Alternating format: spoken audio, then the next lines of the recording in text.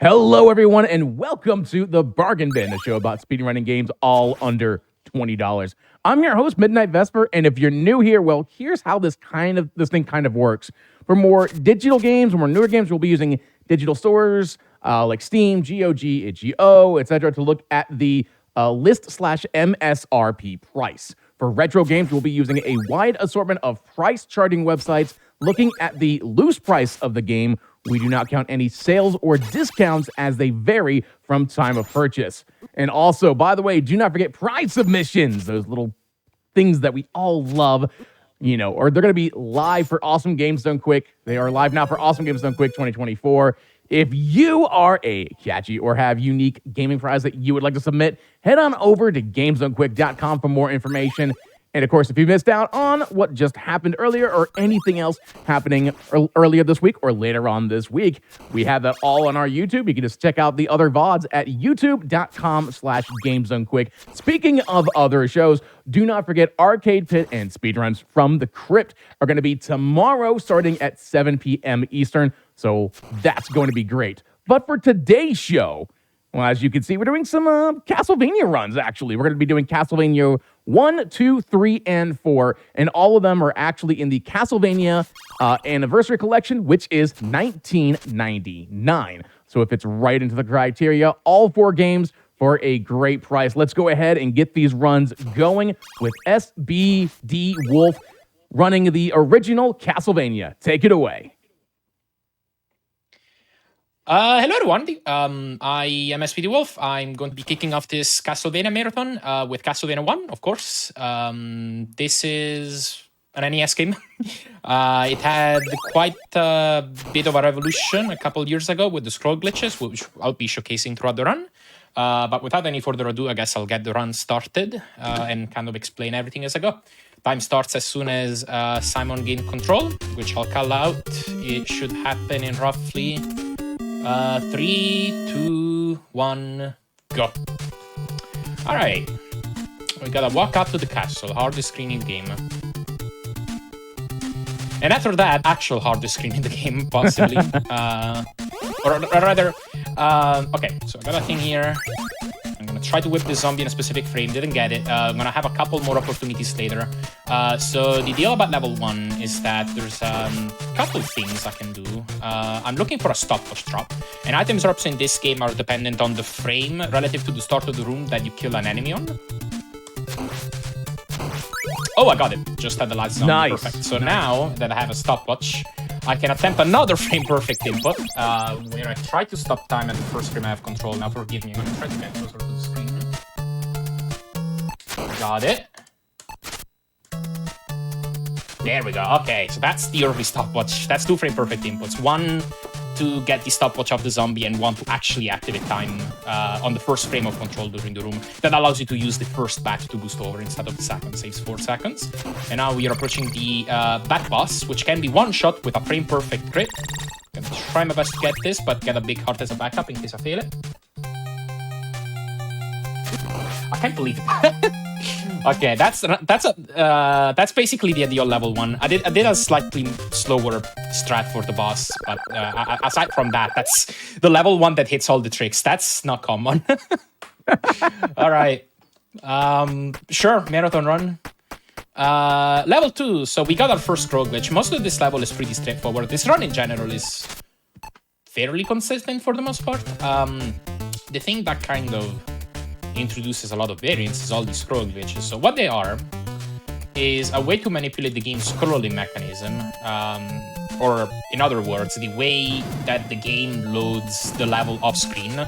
When someone moves forward into a screen, it gradually loads stuff in front of Simon and unloads stuff behind him. And you can manipulate this mechanism to essentially trick the game into not loading stuff in front of him. Why am I doing this strat? Okay, that can cause death. And basically, one of the ways you can do that is by doing turnarounds at specific points. And these are really precise. But there is one in this screen, so if I get it, I can save 8 seconds. Let me see. Seemed fine. Ah, didn't get the second block. So I need to despawn 2 blocks. I got the first one, but I also need to despawn the stair tile. If you do that, you remove all blocks that would stop Simon at the end of stairs, and you can just skip right to the Medusa fight itself. I think I need to manipulate an item drop here. Okay, I was on cross. I guess I didn't need to. And now we're pushing Medusa. There's another crit, but this one is easier. Got it. Nice. So you can't one-shot Medusa just like you can with the bat. There's a whole science to crits, but the short story is that if you hit a boss on the same frame that you get hit, the whip's animation gets stuck, and it gets stuck on the frame where you'd have an hitbox out. And so the game doesn't remove the hitbox, and you can hit the boss on more frames.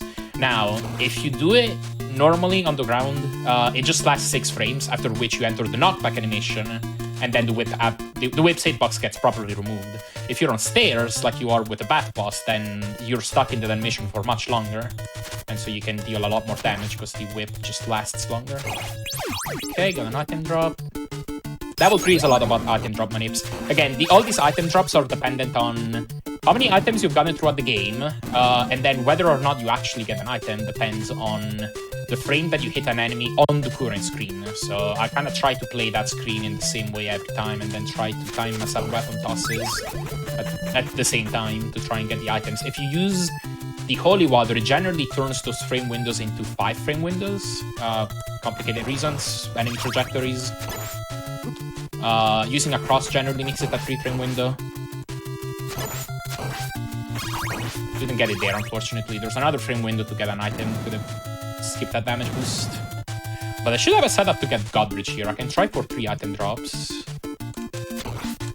One is right here. Got it. One is right here.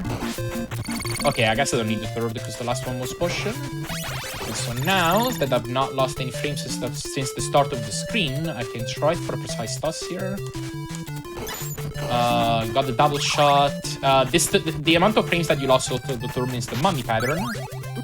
And okay, it wasn't even the turnaround like I thought. Ooh, this is a bit slow. Okay, unlucky. Well, it wasn't very unlucky, that was my bad. But you can... Okay, so the trick with that fight is if they overlap and you throw a cross, the way I'm not too confident about this explanation. To my knowledge, nobody's actually looked into the code for this, so take this with a huge grain of salt. But I think that this game just keeps track of whether an enemy has been hit with like a single bite or something. So like, if you hit an enemy, it's gonna keep track of the fact that the cross has already hit that enemy and set that address. But then you hit another enemy and it forgets that it's already hit the first one. So it goes back to hitting the first one, and then it hits the second, and then it hits the first, and then it hits the second. And so if you have 2 enemies that overlap, they're gonna hit each other every other frame. So the cross can just one-shot if you catch them at a good position. Unfortunately, I didn't have a double shot, which would make it easier. And I also got a pattern where they didn't really overlap as much. So that's that. This screen is extremely consistent, which is rough. Like, it's rough that I've already taken damage. Then again, I am making life harder for myself by using the short whip. There's another upgrade that you can get for your whip, which makes your whip longer, but it doesn't actually add any damage. So short. I survived. Okay, cool. Nice. What was I gonna say? Oh yeah, long whip. So this upgrade just loses 0.8 seconds to collect. It just adds range, it doesn't add damage. So ideally you can actually just stay on the short whip and you just save the pickup animation. Now, it does make hitting enemies harder, so as demonstrated right there, it's not always a great idea. What I've always enjoyed about these, like, especially a lot of the retro ones that we'll see, like, this one has a lot of the glitches that you have that kind of manipulates. Like, I love how people have basically taken the data and just almost done like a task, learned so much, and then implemented it into the guns. I've personally done theory tests for this game something like 5 times, so I know a lot of frames about this game intimately. All right, there's another scroll glitch here. I got it. Okay, cool. Kind of messed up the last turnaround, but I messed it up in a fine way. So that one skips an entire section to the left. I think that's the scroll glitch that saves the most time in the run. That might save something like 10 seconds. Okay, I'm gonna get the meat here for safety. Normally it wouldn't. But... It's a marathon, just avoid dying. Yeah. You know, be safe. You don't want to die in level 5. There's only one holy water at the start of the stage, and if you don't have holy water for the death fight, it makes it a lot harder.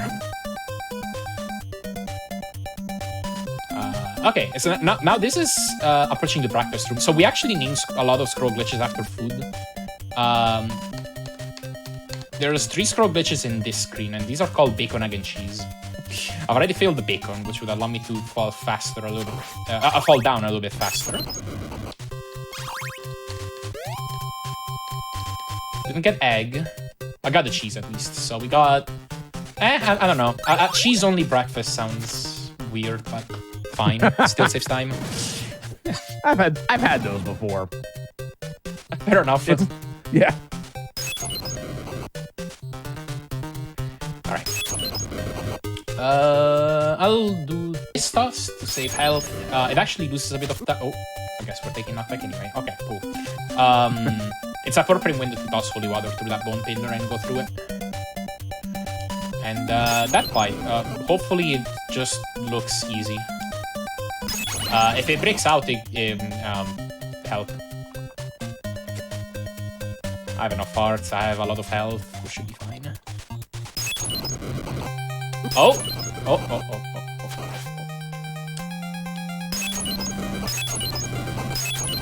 Okay, we're good. Nice. I missed the holy water, so... Oh no! Yeah, you're supposed to just be able to stun lock death on the right side. Look a little dicey there for a second. Just creating excitement, you know. You gotta keep chat on edge. That's what it is. Exactly. Yeah. All right, we're already at level 6. This game is fairly short. And we got the final scroll glitch of the run, which is also the hardest. It's always a bit hard to describe why certain scroll glitches are a bit harder than others. Short story for this is... anytime you have to manipulate blocks that are towards the top of the screen, they're harder. Anytime you have to manipulate 2 blocks in a row, they're harder. Like 2 blocks in adjacent columns. And this one combines the 2. You have to manipulate a block that's high on the second column, and you also have to do 2 scroll glitches on columns that are adjacent. So the combination of those 2 definitely makes this the hardest. Let's see if I got it. So I got the first block. It would allow me to jump across, but I needed another block to actually be able to make it all the way across. That's okay. We'll just go the long way. Wait for traffic. Kill a bit of the traffic. And we're through. Yeah, so the scroll glitch would have put me above that wall to the right, and then I would have been able to just take the exit immediately. Dracula fight. So this is a pretty infamous part of the game. Very hard fight casually. Very difficult fight in the speedrun. Ideally, I can get a 2 cycle. I can go for a crit. Okay.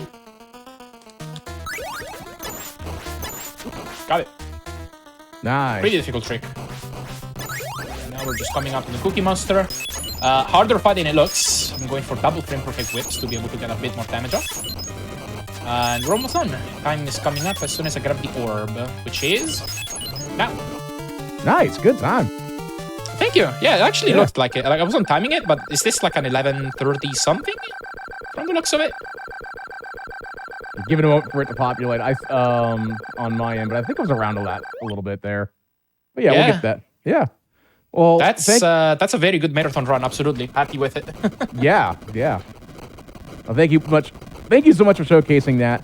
11:33 was the time. But okay, nice. Yes, yeah. If anyone wanted to know more about the Castlevania run, we'll talk about it as we go forward because a lot of them are in the same server. But if you wanted to know more about like this particular run, where would they go to find more information about that? Okay, so I guess you can probably get started from the speedrun.com page.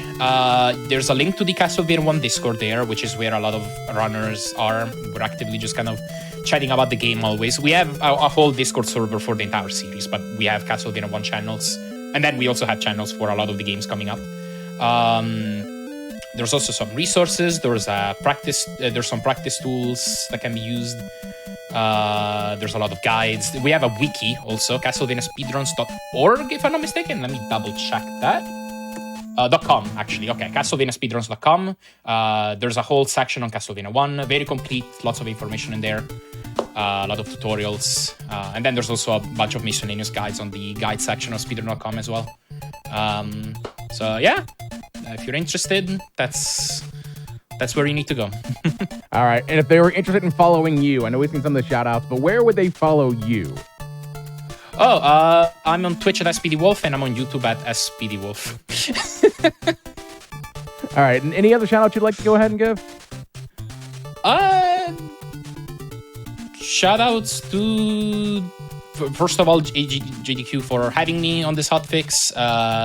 Shout outs to the entire Castlevania community. There are a lot of fun people. Shout out to all my friends and family. That's that. All right, SPD, thank you so much for coming out here and showcasing that run. It was a great run, great job. And if you all are in chat and want to see more Castlevania, don't worry. We got Castlevania 2, 3, and 4 coming up here on the Bargain Bin. And of course, if you're watching us on YouTube, hello YouTube. Be sure to hit the like button on the video and subscribe to the channel. Also, head on over to twitch.tv/GamesDoneQuick to watch our shows live. We're going to be right back as we get things set up for Castlevania 2. So we're going to go ahead and take a little break. This is a great time to get up, stretch, get some water, and hydrate. Once again, we'll be right back with Castlevania 2.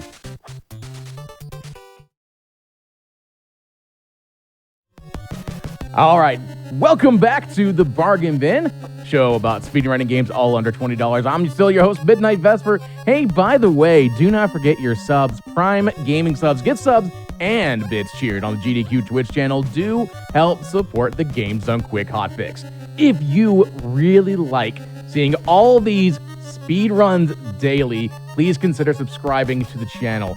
And of course, we got so many great speedruns coming up as well. So let's go ahead and go straight into it. We just finished Castlevania 1, so we might as well go ahead and go into Castlevania 2, Simon's Quest with Sath Dresh. How are you doing, Sath? We're doing pretty good actually. So excited to show this game off. And I have to say that run by SPD Wolf was pretty hype. So I hope you all enjoyed that because yeah, that's just the beginning of the evening. Yeah, just the beginning of the evening. There were some amazing recoveries that were done on that run. I got to watch it while I was in the green room, and yeah, that was some pretty cool stuff. So hopefully we can match that with this run, but we'll see. I believe any percent is a tricky mistress. So see how it goes. I believe. All right, well, we'll go ahead and get started in 3, 2, 1, go.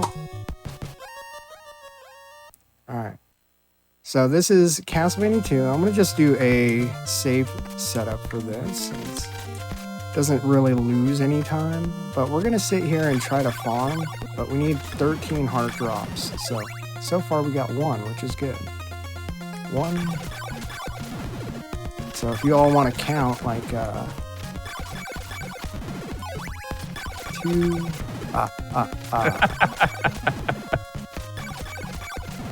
3, In the meantime, I get to say this is one of my 4, favorite Castlevania songs. 5. Yes, this is a great song. Everything on this is a banger. I really wish that they would have had more songs to this, but every single one of them is really good. And it looks like we are not going to get enough hearts. This game is going to do what it normally does. I believe that's 9. Yeah. Just go. We're just going to deal with it. Hey, we got close. Yeah. We'll go buy one of our items and then we will make our way up to go farm some zombies.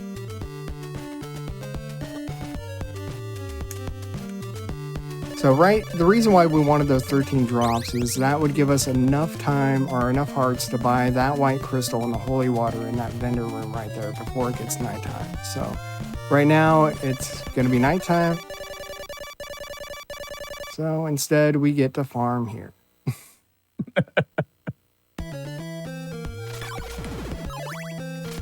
And this doesn't really, it does hurt in a speedrun sense, but in completing the game, it doesn't really hurt anything at all. The only thing you can't do inside of towns at nighttime are go in the shops and talk to people. But other than that, there's not really any detriment to nighttime. Oh yeah, and you can't forget that the zombies and enemies at nighttime on the overworld are going to be double hits. So they will be a little more challenging, but casually going through this, it's just more annoying than anything.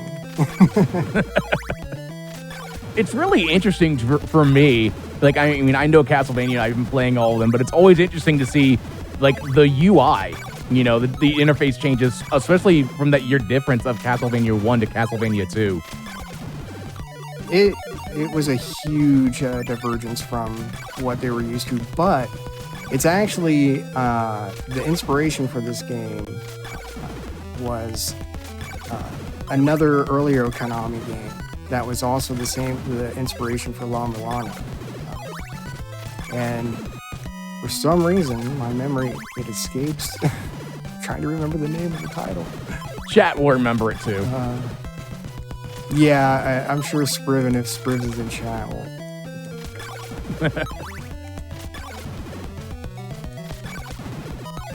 If not, then there's the YouTube VOD.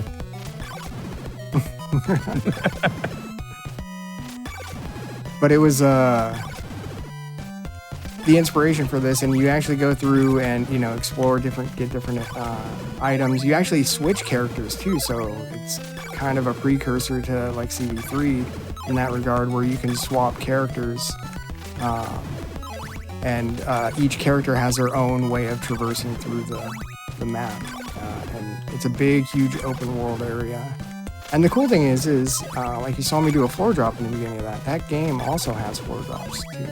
Yeah, Maze of Gallius. Thank you. Someone in chat said yes, Maze of Gallius. That was the original inspiration for this game. Alright. So the one detriment to leveling up here and as to where we normally would if we were to get enough hearts is the XP. So all of these kills, I'm no longer getting experience points to level up. I am getting currency that we can use, but we're not progressing in terms of our survivability. So we're going to come down here. It's going to show up in just a second.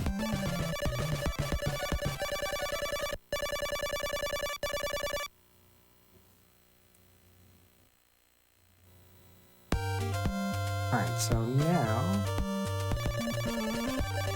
get our holy water. And we're gonna go make our way and go buy a chain web. So 2 bombs. Oh, was a 1. Yeah, I think it was 1.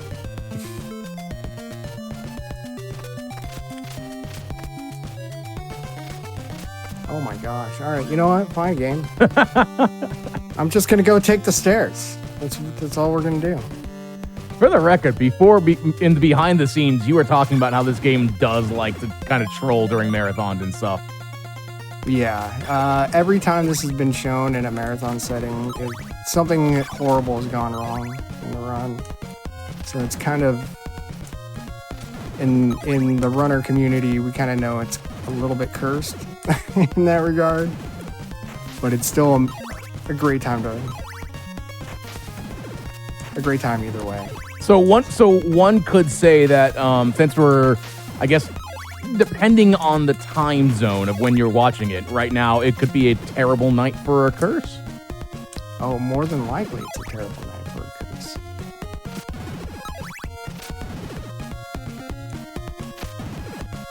Alright, so we're gonna come down here. This path, wow. this path takes us to Veros. Veros has 2 items that we can get, and one of them is actually a really cool item that we don't get. But it is amazing in the 100% run. In that door that we just passed, that holds the dagger. And the dagger can be used for some amazing crit kills that you see, kind of like you saw in CV1. There's the same type of a thing that happens in this game, where if a sub-weapon, oh, we got one of them. If a sub-weapon does damage to an enemy, not on the same frame that you take damage, but on the very same frame that it gets wiped from the screen, it underflows the damage value, and it goes and ends up doing 184 damage. So most enemies it'll kill in one hit. There's only 2 enemies that have a greater HP than 184, and that's Carmilla and Drac. And they're 240 HP, so you have to do 2 hits for them. But unfortunately, also Carmilla, you can't crit. And we're just gonna walk right past the Sacred Flame because we don't need it. But that's a pretty cool casual item there. Now we're on our way to Algebra. Algebra has our blue crystal. So we got the white crystal, and in order to get the blue crystal, we have to trade it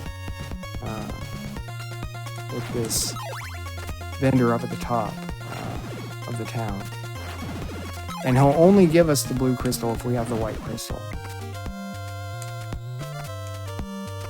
And the white crystal gives us the ability to see hidden blocks, or basically there's a mansion that we're going to go into that has like a block that rises and lowers. That when it rises and lowers, if you don't have the crystal equipped, you won't be able to see anything. So we missed this cycle. Like, I knew we were going to miss this cycle, and we missed the original one. So the first. So what happens is it kind of snowballs when you don't make that first cutoff time for nighttime to get those 2 items. So now we didn't have enough time to get the chain whip and come over here to get the blue crystal in time. So we're here farming more. But for the marathon, it's actually going to help us out because we're going to get level 2 here. And then we're also going to still get our blue crystal and head over. But we'll have a lot of hearts, enough hearts to get what we call double oak stake. So we can get a second oak stake in the next mansion, guaranteed. And that's going to help us out, save some time also. So. Now, someone in chat did ask the question because you were talking about like Carmilla and Death. You said that Carmilla has more HP than Death? Yes. Carmilla has 240 HP and Death only has 180. That's so interesting. But that is the thing that's Carmilla, in video games. Oh, yeah. And Carmilla, you can only kill... she only takes damage from the golden knife or the whip. None of the other sub-weapons, so you can't do a crit kill on her because of how the golden knife acts. You can't really get a quick kill with the golden knife because of it does persistent damage like per tick as it's on screen. So to get it, it can happen, but it's very unlikely for it to happen to get a crit kill. But I've never seen a crit kill on Carmilla. And we've tried like with tazzing it and stuff to see if we could even get like a possible kill like that. And hasn't happened yet, but someone's gonna find out. Someone's gonna find out like 3 years in a random playthrough, like what happened in Metal Gear or something. Yeah, I mean, or even with CV1, Castlevania 1, those wiggles that you saw in there, those were only recently discovered. And and the way it was discovered was someone went in with like a Taz and was going back and forth, just like, you know, one pixel at a time, moving forward and moving backwards, and just kind of seeing what the screen did and going like, oh hey, look at this, look what we can do. And it turned out to open up a huge new avenue of the run. And so I don't doubt anything like that would happen or wouldn't happen with this. I do like we're also still looking. yeah. I do like that someone said that the NES days were incredibly difficult if you didn't have a Game Genie or Nintendo Power or use the hotline or anything like that. As someone who grew up, like, I remember playing Simon's Quest. I remember playing this game as a kid. I think I used to own it. But it's just one of those, like, I don't think I actually ever got far. Because I don't think I ever had those. I had a Game Genie. Like, I went around and I killed a whole bunch of enemies, and I don't know if I progressed anything. Yeah. All right, so we got our blue crystal, and we're going to go head down to Rover. Everything that I'm doing here from that drop is all calculated, so that way I can try to get this floor drop here. All right, we got it. So that saves a lot of time from having to go all the way around. Miss that skeleton. And I know when I first played this, my great aunt, we used to sit and play it all the time. And I had no idea, like we drew out maps and wrote notes down of every single one of the villagers' dialogue. And she made it out to believe like we figured out sitting on the tornado, like kneeling at the tornado, and no, that wasn't the case. I found out from my aunt, her daughter, just like recently, that no, she called the Nintendo hotline multiple times to get the answer, and just let us all feel to feel like we figured it out ourselves. But no, she spent the $4.99 a minute. That's great. I love that. That's so sweet and sincere. She did that with the Magic of Scheherazade also. Yeah.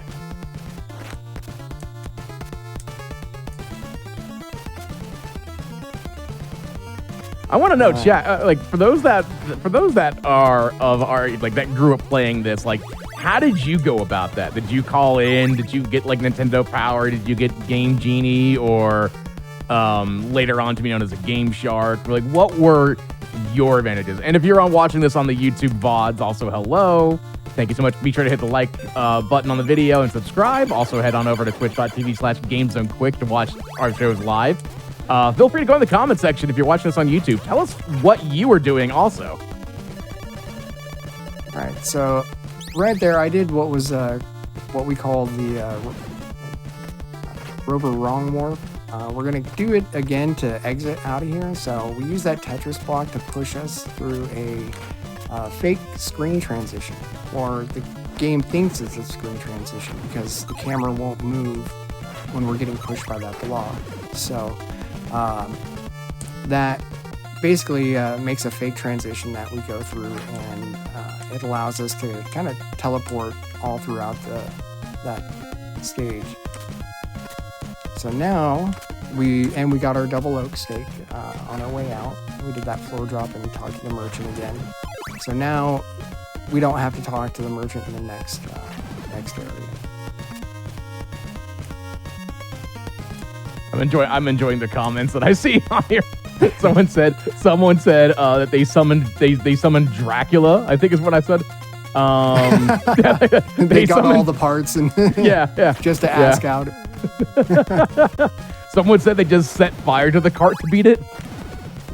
That works. That's valid. I think that's a valid way of beating the game right there. Is don't ever play it, burn it up.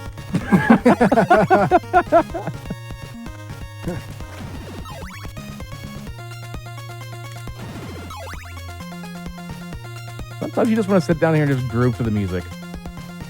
Yeah, it's really great music. I've played this game for years. I mean, since I was a kid, and then also speedrunning. It's going at about, I think I've been speedrunning this game for 6 years now, maybe longer, and I never get sick and tired of the music. Like, you would think you get sick and tired of something about this game, but not really. That kind of segues into a question I did see in chat from earlier. Like, how do you find the patience to not only play this casually sometimes, but also speedrun, one of these like notoriously hard franchises like the Castlevania series? So, I think I kind of did it to myself in a certain way. When I first started speedrunning, this was the game I started speedrunning. So this was my intro, and I was naive on every single thing about speedrunning. And I was like, oh yeah, I'm gonna learn 100%, because you know what? 100% is 100% of the game, and I wanna learn everything and do a run of everything. Yeah. And come to find out, after running it, that the 100% category was the hardest run, or at least RNG-wise, out of all of the categories. So just beating my head against a wall for like 8 hours at a time, just trying to practice certain grinds or something like that, it became more relaxing and more kind of like a meditative thing at that point. So I don't really get too annoyed by the grindiness or, oh my gosh. See, I normally don't have double oak steak, and we came and bought another oak steak for no reason. Oh no. Because for reasons. Yeah. That's such a rarity to have the double oak steak in a regular any percent run when you're trying to go for a PB pace. That just automatically forgot I had it. Goodbye, time save. It's okay. Yeah, we're here to have fun, Oh yeah, I'm having a blast. So it's great. Mm-hmm.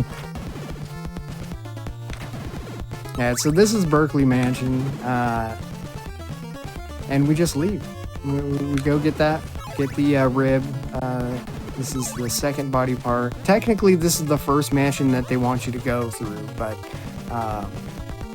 we go through here second because we're already backtracking, so might as well go here on our way out.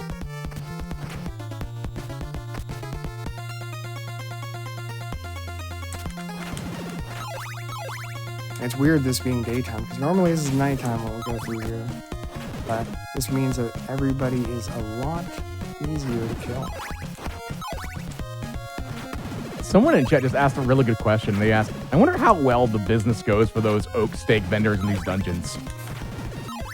So I have a theory that's basically it's kind of like I think it's the same vendor. I don't think it's like a conglomerate. I think it's just one oak steak vendor that's following you around, kind of like that falafel vendor that's following Homer Simpson around.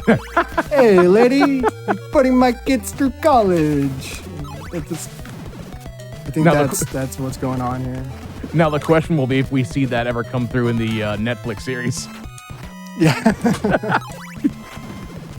I can see them. Oak steak vendor. Yeah, I can see them doing something like that just as a joke. This is a throwaway,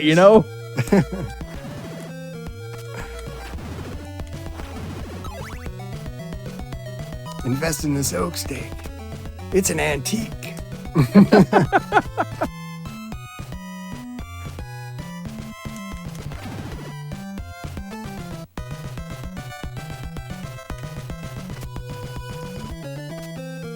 See, everyone's getting kind of throwing off. Like someone said, the guy in Resident Evil 4, the boat guy in Soden.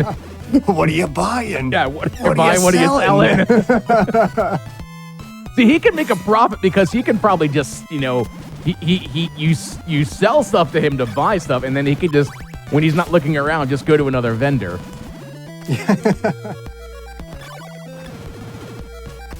All right, well, and here we have a ferryman right here that we're going to go ahead and show our Dracula's beating heart. And he's like, all right, let's go. We got a good spot. You're cool. I should take you to this mansion.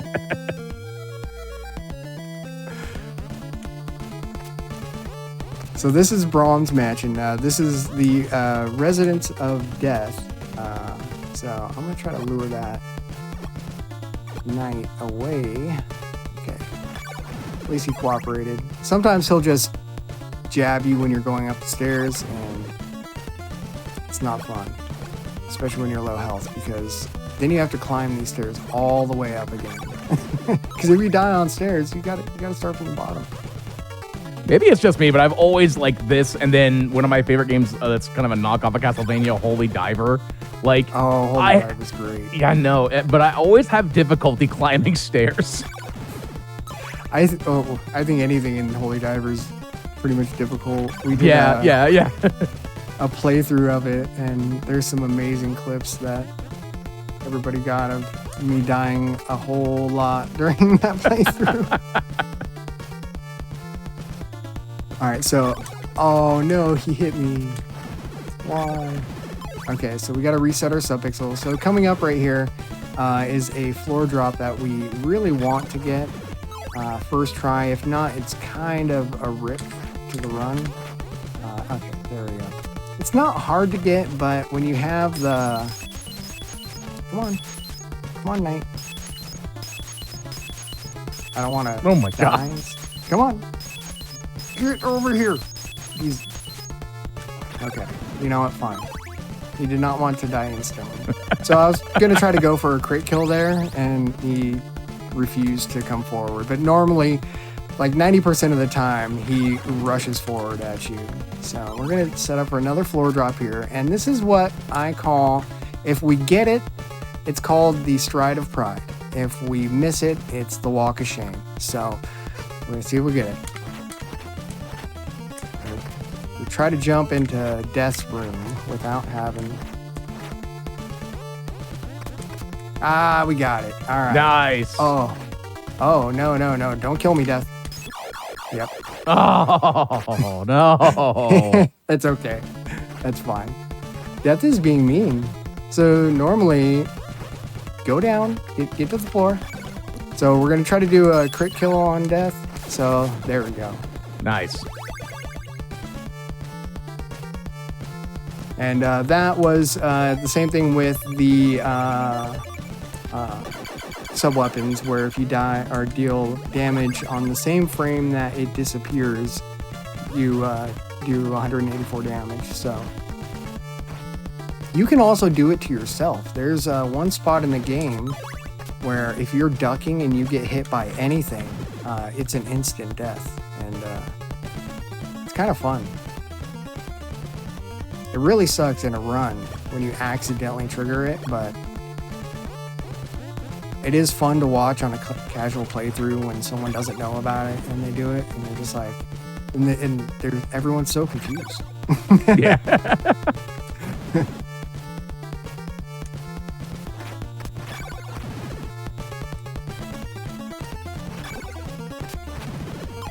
All right, so we're gonna buy another oak stake, and we're gonna leave by doing this really cool clip in the ceiling here. So we're gonna jump, we're using the camera to basically, as it's spawning the block, it doesn't have a hitbox, so we're able to jump up on it like it does, and then once it shows, it gets a hitbox, and then we can clip through it. So That's cool. oh, okay, Bob. Alright, so now we another floor drop. And I need this. Alright, so unfortunately, since we did have that death, and it's not the biggest deal, we're gonna have a little bit of less chances at the blob boost, but you know, the blob is gonna be fine. It's gonna give it to us first try, right, everybody? Right? Yeah. Oh, yeah. Right? Right. Totally. So, It's always for the those first of you try. who don't know, we're gonna do a wrong warp by getting an extra boost from a blob, and this blob is complete RNG. It used to be a Taz only trick until JC managed to find a way to make it RTA viable. So it got thrown into runs, and now it's pretty much mandatory in this category. And it turns a lot of people off from running this category. So we are going to just do a little bit of farming. Come on. Oh yeah, this one is, yeah. Here. Get the double.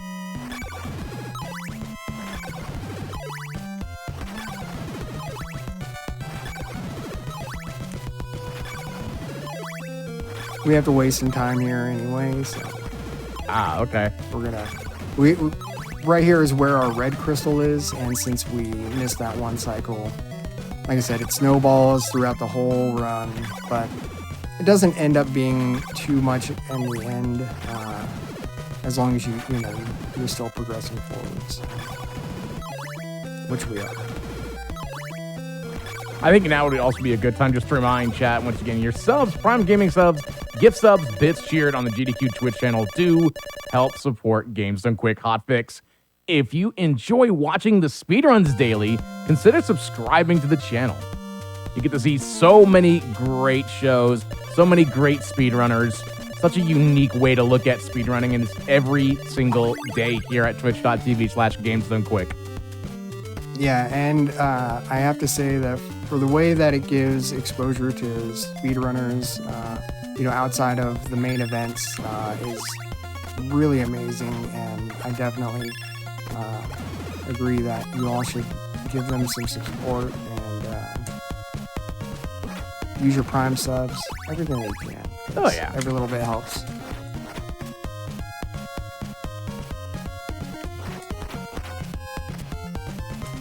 Mainline donations, from my understanding, all go toward the charities, but the hotfix, subs, everything like that, all go to keep the hotfix running, and that's all year long. So it's not just 2 events; it's every day out of the week. Yep. All right. Oh, so no. this is the blob right here. Oh no, we're fine. I mean, Okay. okay. If we game over here, then it's okay. We'll just have to farm in the next spot, but hopefully we'll be having both of them here. Though is not nice. Yeah, we're gonna have to farm. Oh gosh. That's gonna be fun. All right. Oh wait, we're gonna have to die there. That's okay. At least it gives you a continue. Yeah. This game is really generous with continues. You don't start at the very beginning of a level or anything. You start exactly where you died. So it's very generous, to be honest. You just losing all your hearts and XP is mean, but This blob is not friendly. no. So this, you have to get a whip jump, because a whip jump will let you get up a 3-block height. Normally you can't get up a 3-block height, but if you get your whip jump at the same time that you get this damage boost, then you'll go up 4 blocks, and normally you're not supposed to be up here. Oh, it's close. There we go. There we go, yeah.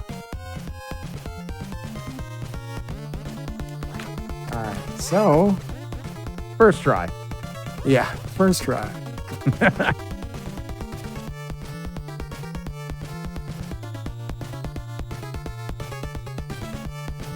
I just love how chat's always still throwing out all the dance emotes. This mansion theme is amazing. It really, I'm yeah. going to-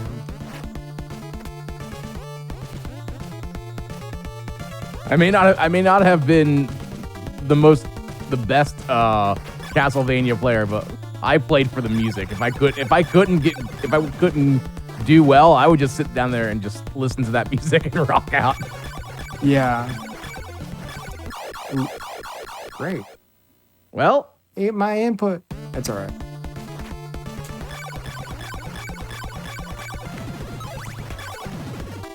So we're gonna farm these. I went up the stairs a little bit because we needed to despawn those knights that were below because they cause a lot of lag if you have to farm here. And these, unfortunately, because we have a really weak whip, take 8 hits, which is why this grind kind of annoying if we have to do it, but it's not too bad. I mean, it's not 32 hits or 64 hits like low percent. So yeah, low percent, you go through this game with just the leather whip only and no holy water. So it's and you know, leather whip only does 1 damage. So Dracula, Carmilla, everybody, it's all, you know, 240 whips that you gotta do on them. All of these enemies are 64 whips.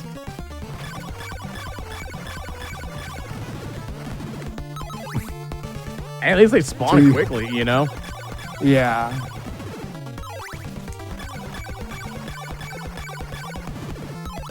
Okay, we're almost there. Also, do not forget, chat, that we do, like I said earlier, we have stuff going on every day of the week. Tomorrow we got Arcade Pit and Speedruns from the Crypt starting at 7 p.m. Eastern. So all evening, all week, we got great speedruns, great games.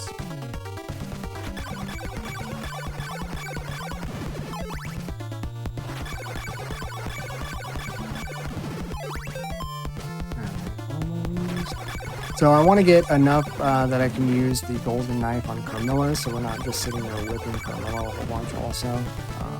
So I'm trying to get just a couple extra more. So we need 16 hearts. Are the hearts RNG, or is it more along the lines of you have to... Okay. Yeah, it's 50-50 on if it drops, which is kind of why this game is so mean. Yeah. But there is a randomizer for this as well that takes out the RNG on the heart drops, so it's kind of fun. I like how this. I like how the skeleton was just like, he saw Simon and just like, oh no. Yeah, just I gotta get away. Yeah. And then this, I don't know why he's here. He's just, I beg of you to take these laurels. Like, okay. Meanwhile, you're just pacing back and forth. Yeah.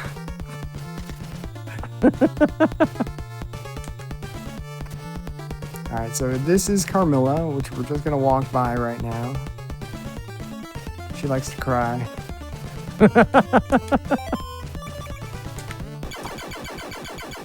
It's not like very nice when she cries either.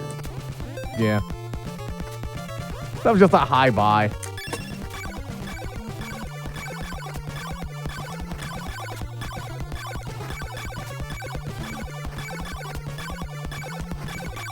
Was that supposed to be like that? Huh. That you can go back and just get that really, really strong weapon.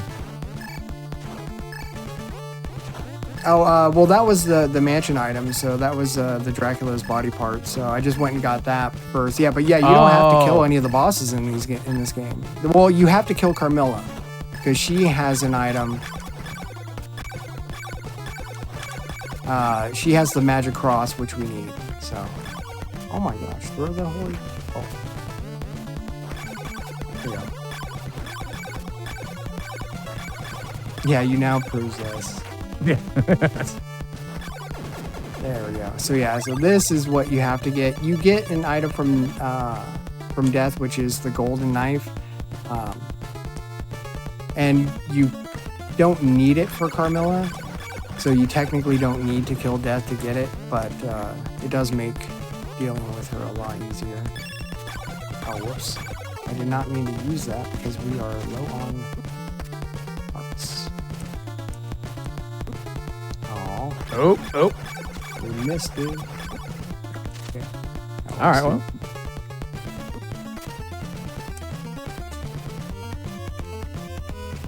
Get back.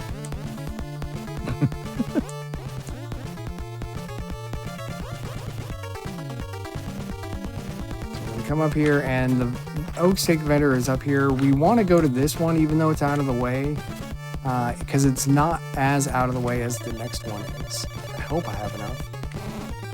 How many are we off? Oh, wow. Alright, well, we gotta farm this guy. Not too bad, though.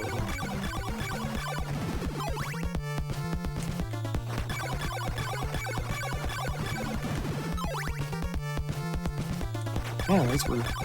Oh, I shouldn't say anything yet. I get that. Ah. Uh-oh.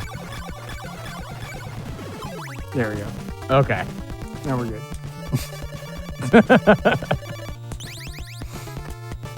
Always that moment you're always like, oh, this is not bad. And then you realize as soon as you say it, oh, no. What have I said? Yeah, why'd I say that? Yeah. My luck has changed.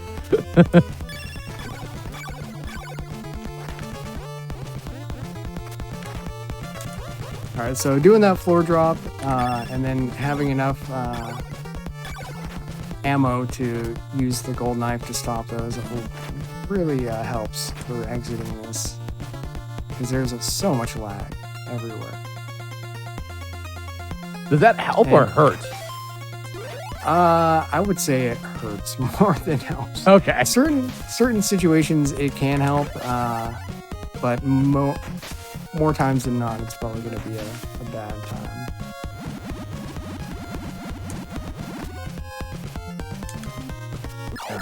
I knew we were going to die because we only had 1 health. So we're just going to go through, take a damage boost off that. Another one. There's a lot of skulls just floating around. So many. So, here, actually, I'll show you. This spot, that's that spot I was telling you about. Oh, my gosh. If you duck, you just automatically, like, I just crit killed myself right there. Gosh.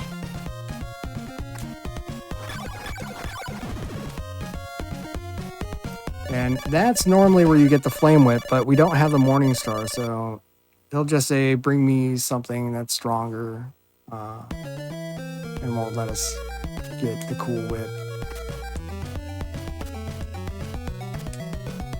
But if it's a flame whip, wouldn't it be a hot whip?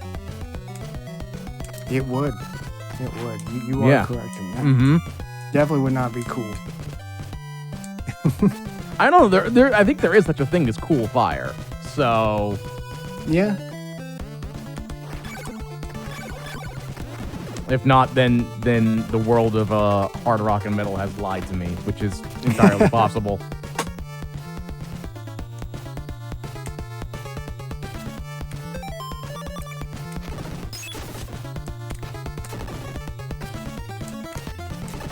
Alright, so we're gonna go through here. We break these blocks.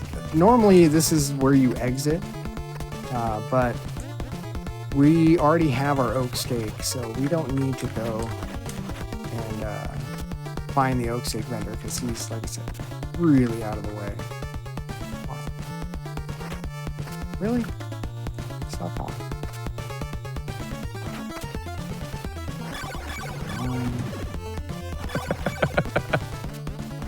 Does not want me to get the that double No. drop there. We'll do the backup.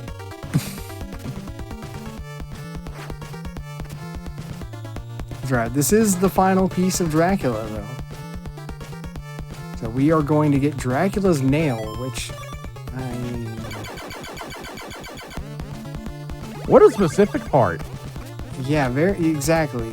I don't know why we're going for the nail. What's so special about Dracula's nail? Yeah. And then you gotta ask the next question, is it a fingernail or is it a toenail?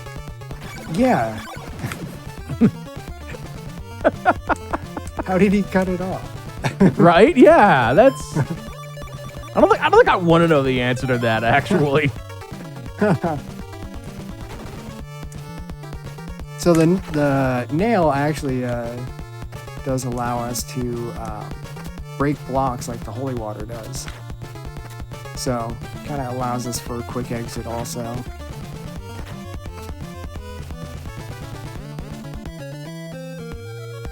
Someone in chat said he needed a manicure anyway.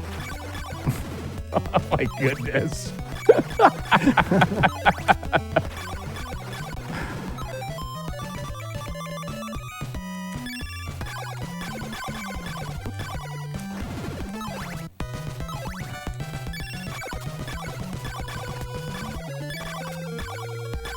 It's always interesting how, like, even in modern, like, you get so much more health. And this, you're just constantly limited to your health in these games. This adds an extra layer. Well, the weird thing too about this is the only title that doesn't have any like wall meat or wall chicken or anything like that. Really? Only way you can get, the only way you can get health. Oh no.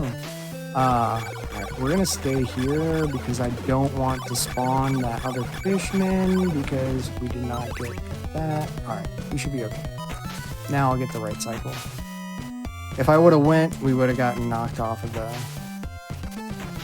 cycle for these platforms. So we would have died a lot.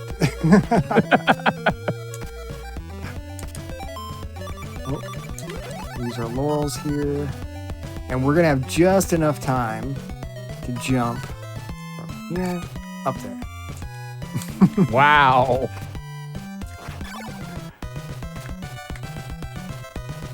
So now we are on our way to Drac. So we're about to pass through Yomi, which is the empty town right next to Drac's Mansion. There's only one person that's there, and it's this old lady who's just sitting there in the fetal position asking you to come and live with her. A little unsettling. You know, we'll do that. Because I'm going to take the death over here off of that one.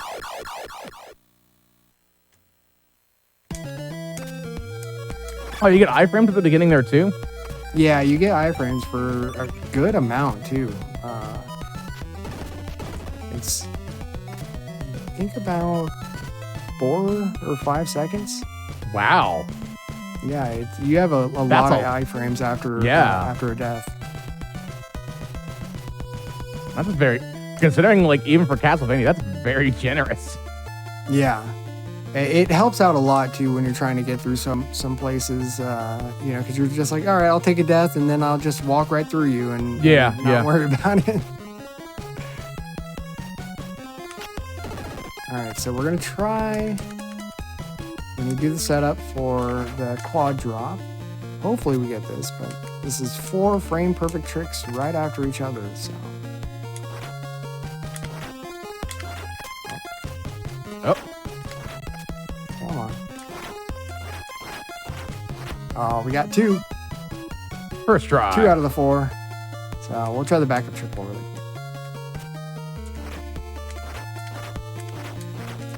Alright, fine. Doesn't want to do the backup triple either. I'm just gonna go. We'll do the single over here. That one was nice. Yeah, that one wasn't too bad.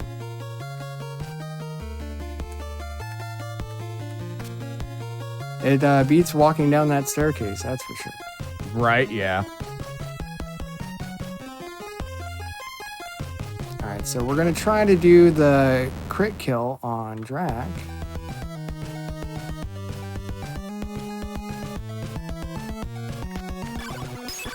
Ooh. Oh, wow. There we go. Alright, done. Is that time? Yeah, that's time. Nice. Okay, so quick question, because I noticed you got hit at the last second. Could you die and still, like, lose? Yes, you can. There is, if you die too quickly, basically, if the flame animation finishes, once that finishes its animation, if that happens before it goes to your death screen, then you'll win. So it's all a matter of that flame animation after you kill Drac. So once that ends, then the game automatically ends. So, Oh, wow. but if you were to die and that didn't finish its animation, then yeah, you would have to restart from the beginning of the mansion. Wow. And redo the fight. Well, GG on the run. That was really entertaining.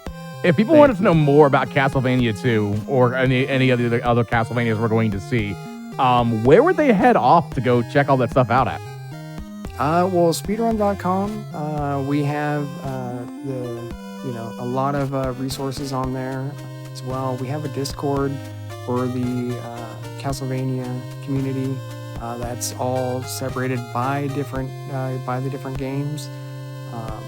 And it's also tied in with all the moderators from the SRC page. So any questions that you have, you can even whisper me or message me, and I'm more than happy to help out. I love watching new people pick up this game and any of the Castlevania games and learning how to run through it. So more than happy to help out anybody that has any questions about it. Yeah, we also have a wiki too, a Castlevania wiki also. Oh, nice. If anyone wanted to follow you, where would they be heading off to? You can follow me at Sathrush on Twitch, and then on Twitter it's the same thing. I think Blue Sky, it's Sathrush.bluesky, whatever all that is. So, but it's Sathrush on all the socials. So you feel free to follow me there as well. And I know next we have Freeland doing CV3, so make sure everybody to stay tuned to that and give some support for that. So if you didn't notice, the hand kind of came up there during that grave. Yeah, it's ready. It's ready. All right, it's coming back. So much. No, thank you for having me as well. I really appreciate it. Yes. And like Seth said, Freeland's coming up with Castlevania III Dracula's Curse here in just a second. So while we get things set up, it's a great time to get up, stretch, get some water, hydrate, all of that jazz. And we'll be right back with more Castlevania here on The Bargain. And welcome back to The Bargain Bin, a show about speedrunning games all under $20. Hey, do not forget, prize submissions are live for Awesome Games Done Quick 2024. If you are crafty and you have like a unique gaming prize that you would like to submit, head on over to gamesdonequick.com for more information. And of course, if you missed out on the Castlevania 1 and 2 runs, or maybe the other runs that happened earlier this week, don't worry about it. We have you covered. Be sure to check out our VODs on youtube.com/gamesdonequick. But like we said just a moment ago, Dracula's arm was coming out of the grave, which means now it's time for Freeland to show us Castlevania III Dracula's, and I totally forgot the name of it, Dracula's Curse. Freeland, take it away. Alrighty, hello everyone, and welcome to Castlevania III Dracula's Curse. I'm Castle Freeland. I speedrun Castlevanias 1, 2, and 3. We're going to showcase the Alucard route for CV3. But before we do that, the game is telling us to enter your name, so we're going to do that. I like Traditions it. That goes back to GDQ 2015 with KMAC. All right, so we're going to get this thing started. We have a nice little cinematic. All right, so beginning the game in 3, 2, 1, go. Alrighty, everyone, we're off and running. So we're going to be running the Alucard route because it's the fastest character route of the 4, with a world record time of 25 minutes 42 seconds. My PB in this category is 26:21. As for those that are longtime GDQ fans, you might remember this run from GDQ 2021. I actually ran this category for that event. And I'm also wearing the same shirt from that day. All right, so first order of business, we're going to pick up holy water here. Then we get through these bats. So Castlevania 3 is kind of like a hybrid. It's more like CV1 in terms of game design and structure, but it does take some elements from CV2 where you have well, it's not quite an open world like CV2 is. It does have a choose your own adventure type feel where there are 3 branching pathways that you'll see in this run. The other character routes have 2. The other character, but we're going to be taking the lower route on the first 2 and then the upper route on the 3rd. So you notice I'm hitting different candles and enemies with my holy water. We're going to build up enough hits to get a multiplier. It is about 10 hits in order to build that multiplier. We're going to do it not once but twice to get a triple shot. For those who are watching the CV1 run, yes, the multiplier works the same as CV1. But in Castlevania 3, the holy water behaves differently. While it doesn't stunlock enemies and remove collision, it does stack damage. And you're going to see that pretty soon. All right, so there's the double. Hit this bone pillar for the triple shot. What I find really interesting, and you were talking how it's a combination of CV1 and 2. So we're back at the top, with all the information at the top for health and such. What I also find interesting, and I didn't know this, and maybe it's just my eyes, but it almost looks as though the screen, the actual gameplay screen taking apart the top there, almost gives you a 16:9 vibe. I think it's more it does. 3:2, but I'm not sure. All right, everyone, that was Richard. And you can see the holy water took care of that, and unfortunately, not quite a good-looking triple campfire there. You said that was Richard? Yep. That's the new meta for the skeletons. It actually does have a tie-in to my AGDQ 2021 run. I can tell that story while we get into stage 3. Not much is going on here. So actually, curiously enough, it's like the original nickname for skeletons in this game is obviously not something I want to say on stream, but we decided instead of going with the nickname, we decided to go with the fully fleshed out name of Richard, and that was supposed to be a one and done thing for that AGDQ 2021 run, but then Socrates had a run of CV1 where he screamed out bleeping Richard, and then the meme just took off from there. And shout out to Socrates, by the way, one of the best CV1 players in the world. He actually did the game, I believe, at SGDQ 2021. I raced him that night. All right, so we got birds here. Gotta be a little bit careful. What we're gonna do is time our jumps to make sure that they don't put us in bad places. Fortunately, the owls have to lock into one position, so if we manipulate that spot, they can do the least amount of damage.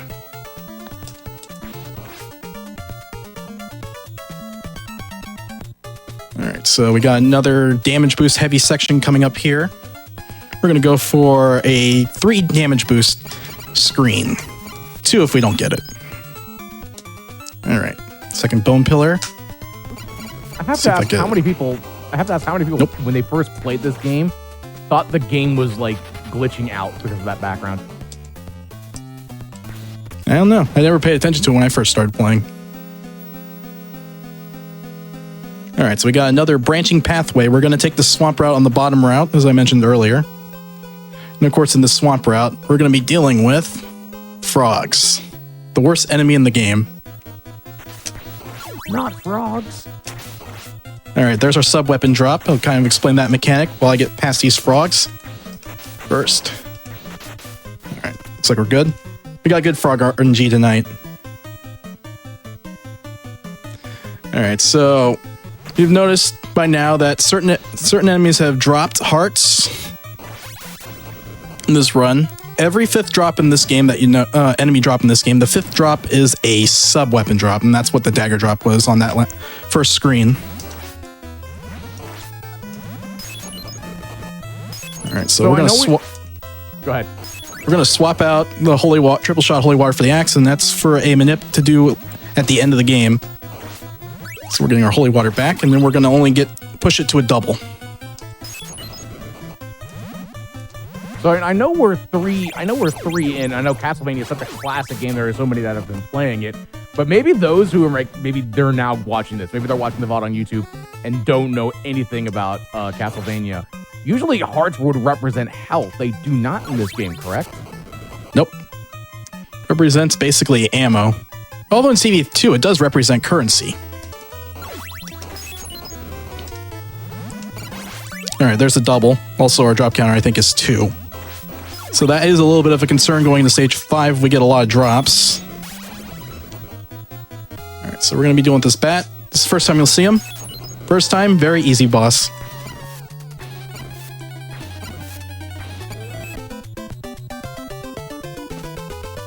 That makes it the bat would be a good boss. Especially for Alucard. Yeah, you'll get to see that bat. You'll actually get to see that boss fight.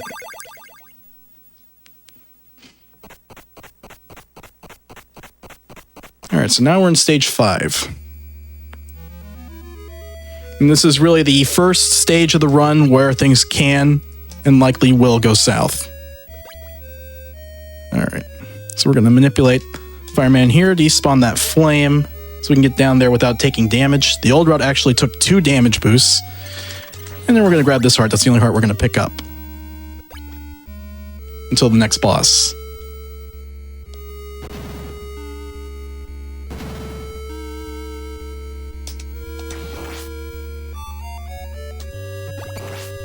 Yep, never mind. One more.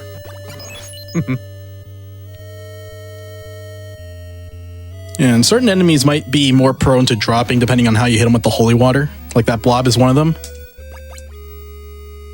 All right, we got through to 5-3 without taking damage. That screen can be a little bit tricky. You have to delay, but not too much. You delay too much, you take too much damage. You go too fast, you take damage. All right. All right, so we got past that flame man. That is the last possible drop that Trevor will likely deal with the run, although there are obviously certain segments that he'll be in. All right. Gotta be careful here. It's really fun. We're gonna to take watch. it safe. It's really fun to see just the evolution of not just like gameplay or music, but just how much things change between 1, 2, and 3 so far. Yeah, and you're gonna... CV3 definitely has the most fleshed out soundtrack of the 3, since they've had plenty of time to work on this. So now we're coming up on the Alucard boss fight. Oop. Holy water did not land, so we gotta be careful not to accidentally cause a 3rd cycle. Alright. Fortunately, that was a 2-cycle Alucard. Very nice. We don't know what he does. Boss fight's usually over before he does anything.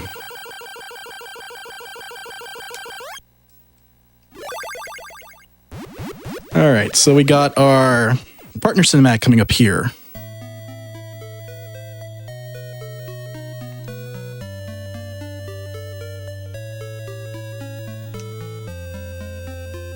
Of course, if you've watched the Castlevania Netflix, there's a lot more there's a much more antagonistic relationship between Trevor and Alucard, but in here it's like not the same. It's like, let's partner up. We have a common enemy. All right, so we're gonna do blob. I like how it's just a handshake. It's just like, gonna partner up? Cool, handshake. We're good. Yeah.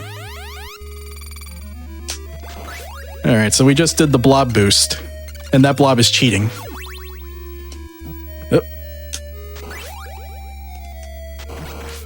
Oh, now we get to showcase Alucard's abilities earlier than anticipated.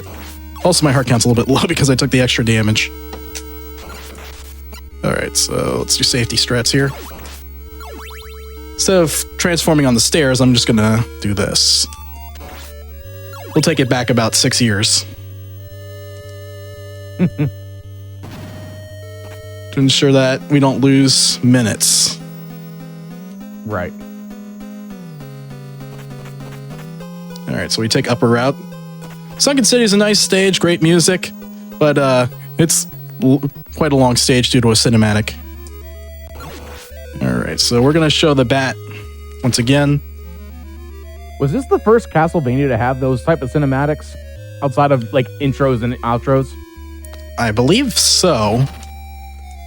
In terms of the console Castlevanias, I'm not sure. Yeah. We're going to exclude the Game Boy ones, I think.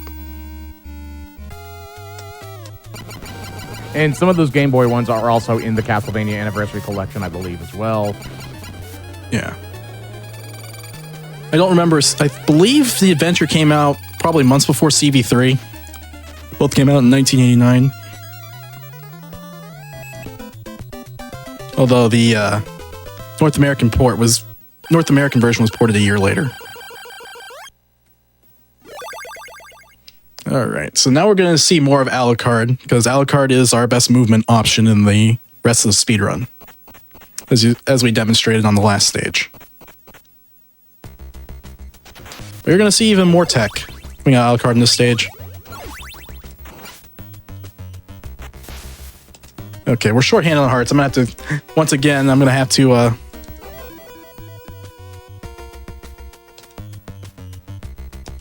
turn the clock back. Nope. Yeah, I'm supposed to get boosted forward, not backwards. That's okay. It's a feature. Since I have fewer hearts, we're going to take a different route through 6-2.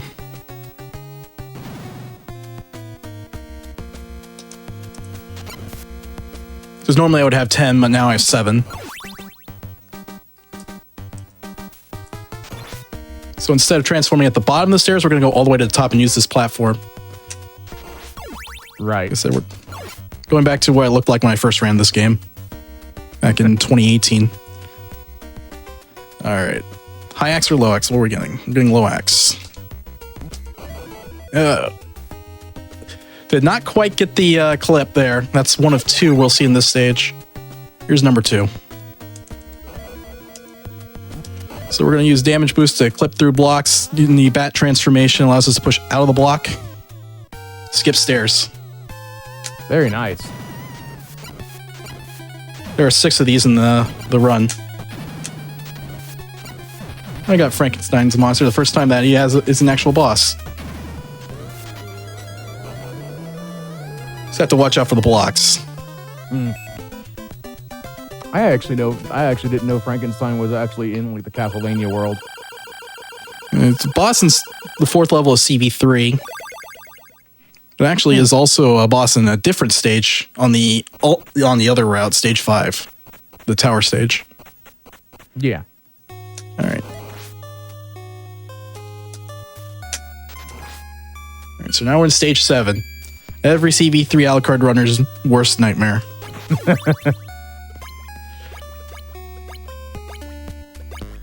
Is there any reason as to why, outside of just like enemies, or?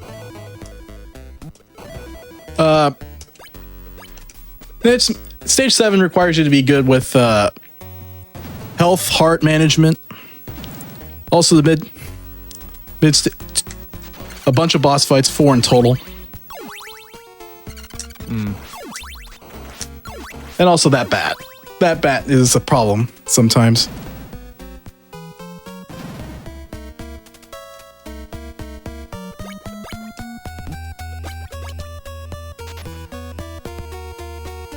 All right, so I'm 1 heart short of normal, so I probably will do a couple things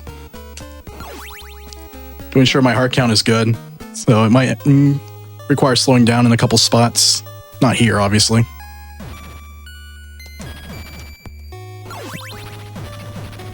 All right.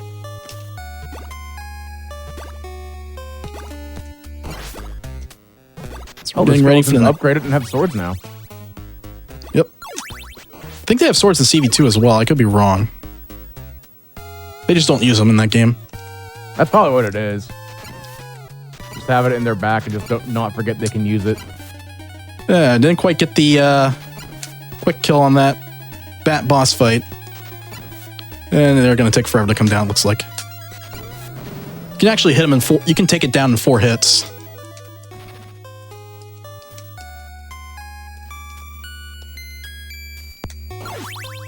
Also, one thing to note is the bat can also jump.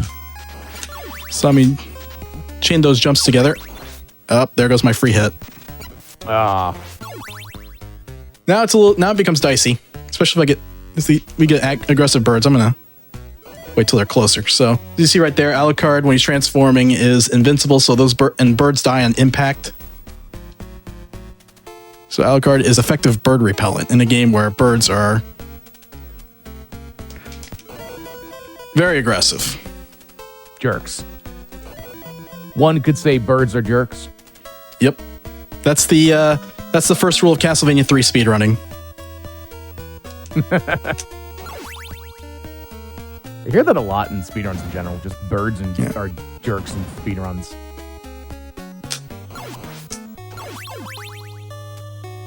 All right, so we're coming up on an auto-scroller here. This is actually the first auto-scroller in the Alucard route. It's roughly about 90 seconds, give or take. Actually, no. It's only give or take if you go too slow, but... I'm going to use this opportunity to collect hearts. I might go left side to get the meat, just so that way a bad Cyclops pattern doesn't cause me to have to redo this auto-scroller. And also, the most importantly, I take away Trevor's... Oh, we're definitely going left side now. Oh. That's for the best. Okay.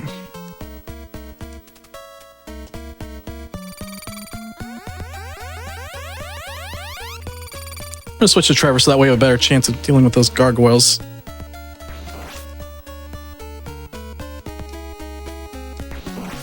Oh, that's not good. Oh. Next time I'll see Holy Water stage 9. That's okay.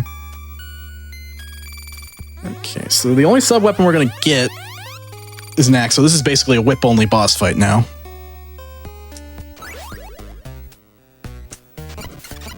Oh, I forgot Alucard's fireballs do less damage when they're not upgraded.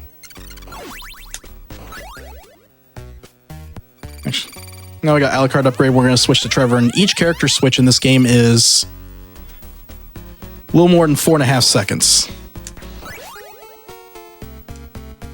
Now I know in this you have different between Alucard, Trevor, and Sylvie, I think it's Sypha. Sypha, I was way off. But can you recruit them all kind of in one party if you want to play this casually? No, you're only able to take one character at a time, and there are situations where if you take Grant out of the clock tower, you can actually set up a situation where you try to go with another character, but when you take on another character, the one you're with ends up leaving. Oh, okay. Who knows? Maybe Konami will make a game where you get to play as all 4 characters. Considering the success of the Netflix, I wouldn't be shocked. Yeah, we still haven't found... We never found out what happened to Grant.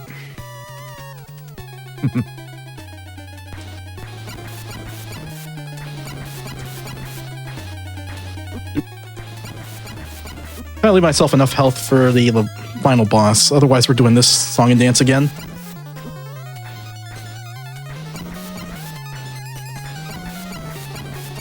Oh boy. Well, doing Cyclops damageless isn't too difficult. Doing Leviathan damageless is going to be the challenge. As long as we get Cyclops to avoid charging. I believe.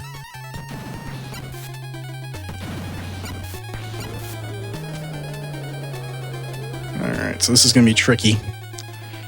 Alright. So Leviathan every 4th is the tankiest boss in the game. I don't have Holy Water to deal with it. Unfortunately, also the game seems to be eating my whip strikes as well. Alright. So we're going to create some distance.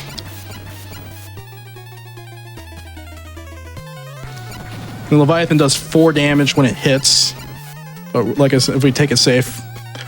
I thought he was dead. Oh. Yeah, he takes 2 hits on the final health bar. It's close. That was close, though. And there are 2 axe sub-weapons, by the way. I should switch to Alucard so that way I don't have to lose hearts in the next stage, even if it comes at the cost of 9 seconds. Mm-hmm.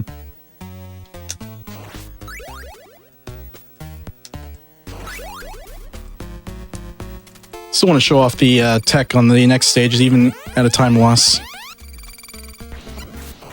As for Trevor's sub-weapon, which he loses on death. Next time I need to change Trevor's sub-weapon to stage 9.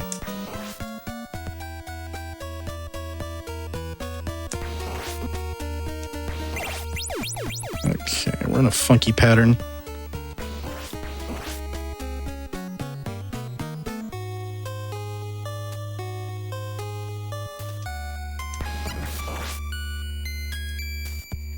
I take it patterns in this aren't RNG, or is it more along the lines of RNG just for patterns? No, they spawn at a set time. We're talking about those flying skeletons. They spawn. They're on a timer. All right, better mummy fight this time, hopefully.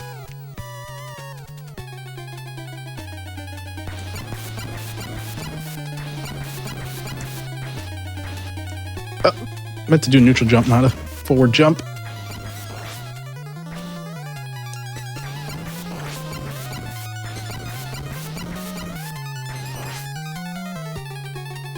All right, much better health situation this time, going into the Cyclops fight. Hopefully won't charge again. As long as you're close enough to Cyclops, it can't charge. You'll swing, the hammer animation will override. Oh, okay. Whereas if you had the whole optimal strats, you do actually want Cyclops to charge.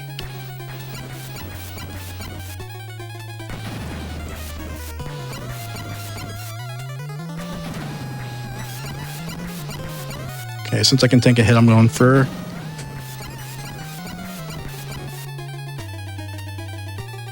Nah, I learned my lesson from last one. All right, now he's dead. Not walking him into him this time. Yeah, better safe than sorry.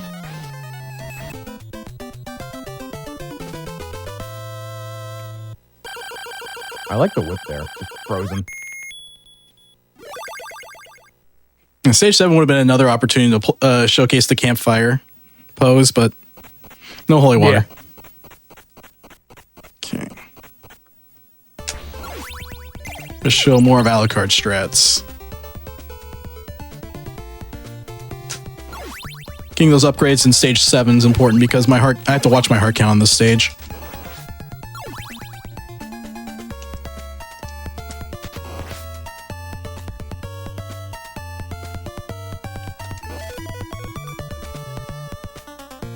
Alright, so we're gonna use Alucard's Bat Transformation, which is faster than walking, and we don't have to deal with those enemies.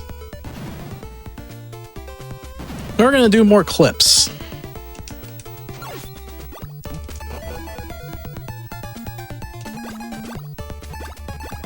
Alright, let's see if we get low axe. Considering I died twice in 7-7, I probably was gonna get low axe RNG. You only get high axe RNG when you're actually trying to get a good run in, time-wise. Right. Okay, so yeah, one unintended consequence, obviously, of dying in stage 7 is Alucard does not have the stopwatch, and that's going to come up in the final stage in the heart count, but I have a counter for that.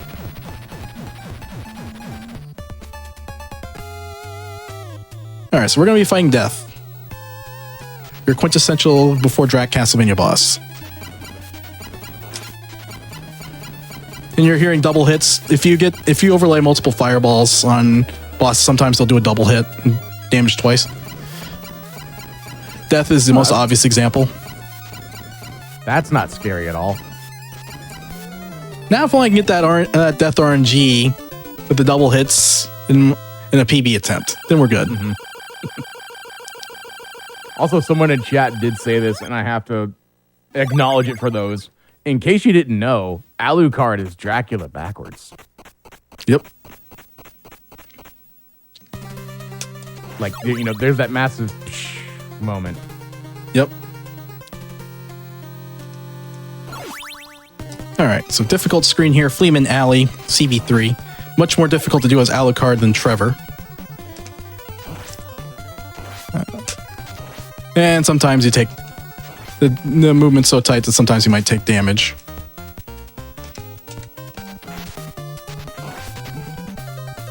Alright, 2 instances of unwanted damage. Alright, so that's gonna mean I can't take the damage boost in 9-2. And likely meet in 9-3 as well. So we do 2 jumps to set up the crushers and the spike platform. All right, good. We've got 11. So we're going to fly through this screen, difficult screen of bone pillars. Okay, making sure I don't accidentally take a hit there. Normally I would take damage boosts, but it's too risky to take a damage boost in that situation. So I'm just going to fly over the Axe Knight instead of bumping into it. I'm going to skip the stairs once again with Alucard's flight.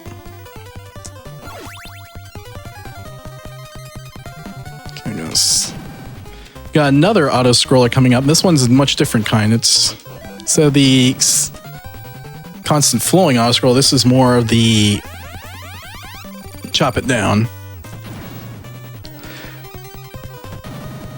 So what we're going to need to do is build up a double shot for the boss, and that's pretty easy. We just hit that guy, hit this guy. There's your double. Nice.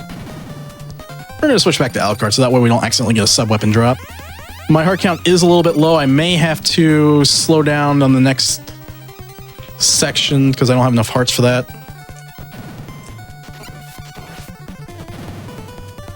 But with half health, I am going to skip the meat.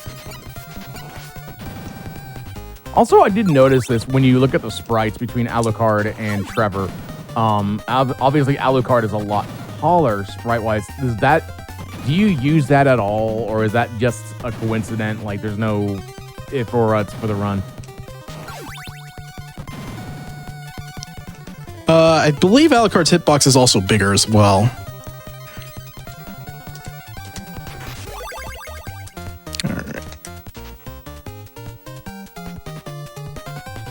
Alright, since I have 12 hearts, I can't do the, I can't fly down the hallway on the next screen, so we'll just deal with the birds. Alucard's transformation useful for getting rid of birds. So we're just gonna shimmy. Always good. We got a bad Medusa pattern. Alright, we're gonna switch to Trevor again. Gonna handle the boss, and also just set up that manip I talked about earlier. So we're gonna stunlock Doppelganger because it's too dangerous to be set free. And I don't recommend trying to kill him with Trevor. It is doable with the cross, but it's very difficult. I've done it. I've done it, and it was terrifying from start to finish. Mm. All right, so now we're in the final stage.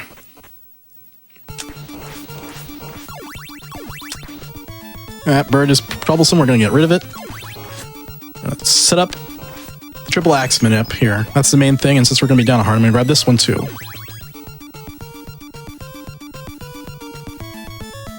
So now we got a very laggy screen here. We got a lot of moving parts, gears. If you pause the game on this screen, the gears will actually keep moving. Same with the waterfall screen in stage 9 that I flew through. Really? Interesting. Let me know what you think. Huh. So with that in mind, we actually want to... Not sure why I grabbed that stopwatch. Oh, I guess I'm getting meat in A2. As well, this route doesn't consider taking damage, except necessary. Alright, so I'm at 14 hearts, so I'm going to be... Actually, no, heart count's fine. So I'm going to have to get meat because I'm down 1 hit. That's actually going to make this upcoming clip a little trickier. I'm going to grab this. Now I definitely need it. Okay, apparently I'm not allowed to have, Oh my god. I'm gonna have to take a death. I'm gonna have to take a death. Alright, let's... There's no way. There's no way I'm going to Drac with, that health.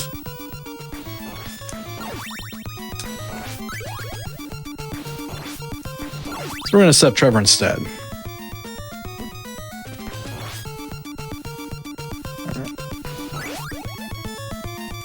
see if I can get a double. All right, we got this back. I can at least show this off. Oh, never mind. A little bit too low. Gosh. Yeah, I don't have enough hearts. We go for the quick double. Got the pattern on the bat, but unfortunately, I was too low on the jump, and unfortunately, I was not able to land on the pendulum. That would have saved 7 seconds. All right, so I'm gonna collect hearts, get my double shot. I entered this screen with a count of 3, so now we're at 6. We'll do one more round. I only need a double due to optimal drag strats, although the triple shot is a little bit faster.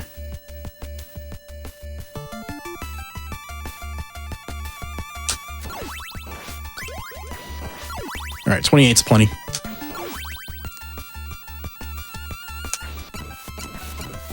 Awesome. All right, one cycle drag, one at least.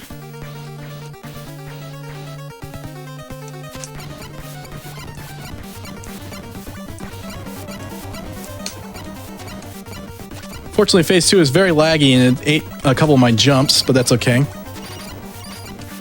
Ooh, I'm not gonna have enough hearts for phase 3. If I'm not. Oh, I no. land at least one whip strike before. Actually, let's land 2.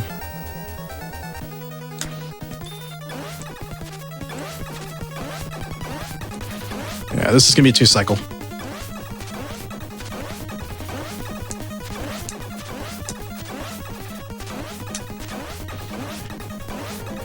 All right, that's final hit. We gotta wait for these platforms to come down. Nice. All right, we're gonna land right where the orb's supposed to spawn. So final time will be coming when Trevor grabs the orb. And that is time. Nice. GG. Good time all around. Thank you so much for showcasing this run. For those that are coming in that didn't necessarily know, like maybe they're like, ooh, this could be really fun.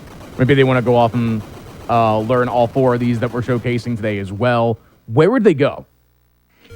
I do have for the Alucard route, I do have a tutorial on YouTube, although it's mostly world record strats. I definitely need to put in a little bit more of the beginner strats for that regard. But yeah, you can start with the Castlevania Discord. There's a lot of runners like myself, Level Engine, Kuchishita, or the primary CV3 runners. You can just ask me questions about the run, what things you want to know, and kind of like share strats more and less with that. Yeah. And if anyone wanted to follow you, where would they be heading off towards? So anyway, if you're looking for either my Twitch or YouTube, you look Castle Freeland, no space on Twitch. With on YouTube, it is with the space. So that's where you can find me. Nice. Any other shout-outs you'd like to have?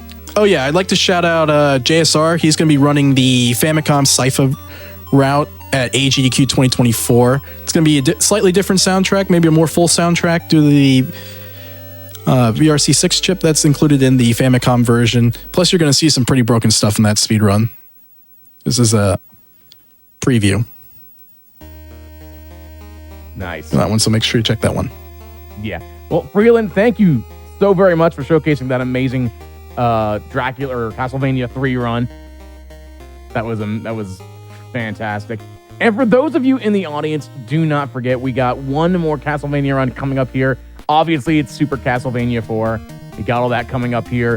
While we get things set up for that, it's a great time to get up, stretch, get some water, hydrate, and get all that taken care of while we get things set up for Super Castlevania 4 coming up here in a second, right on the bargain bin.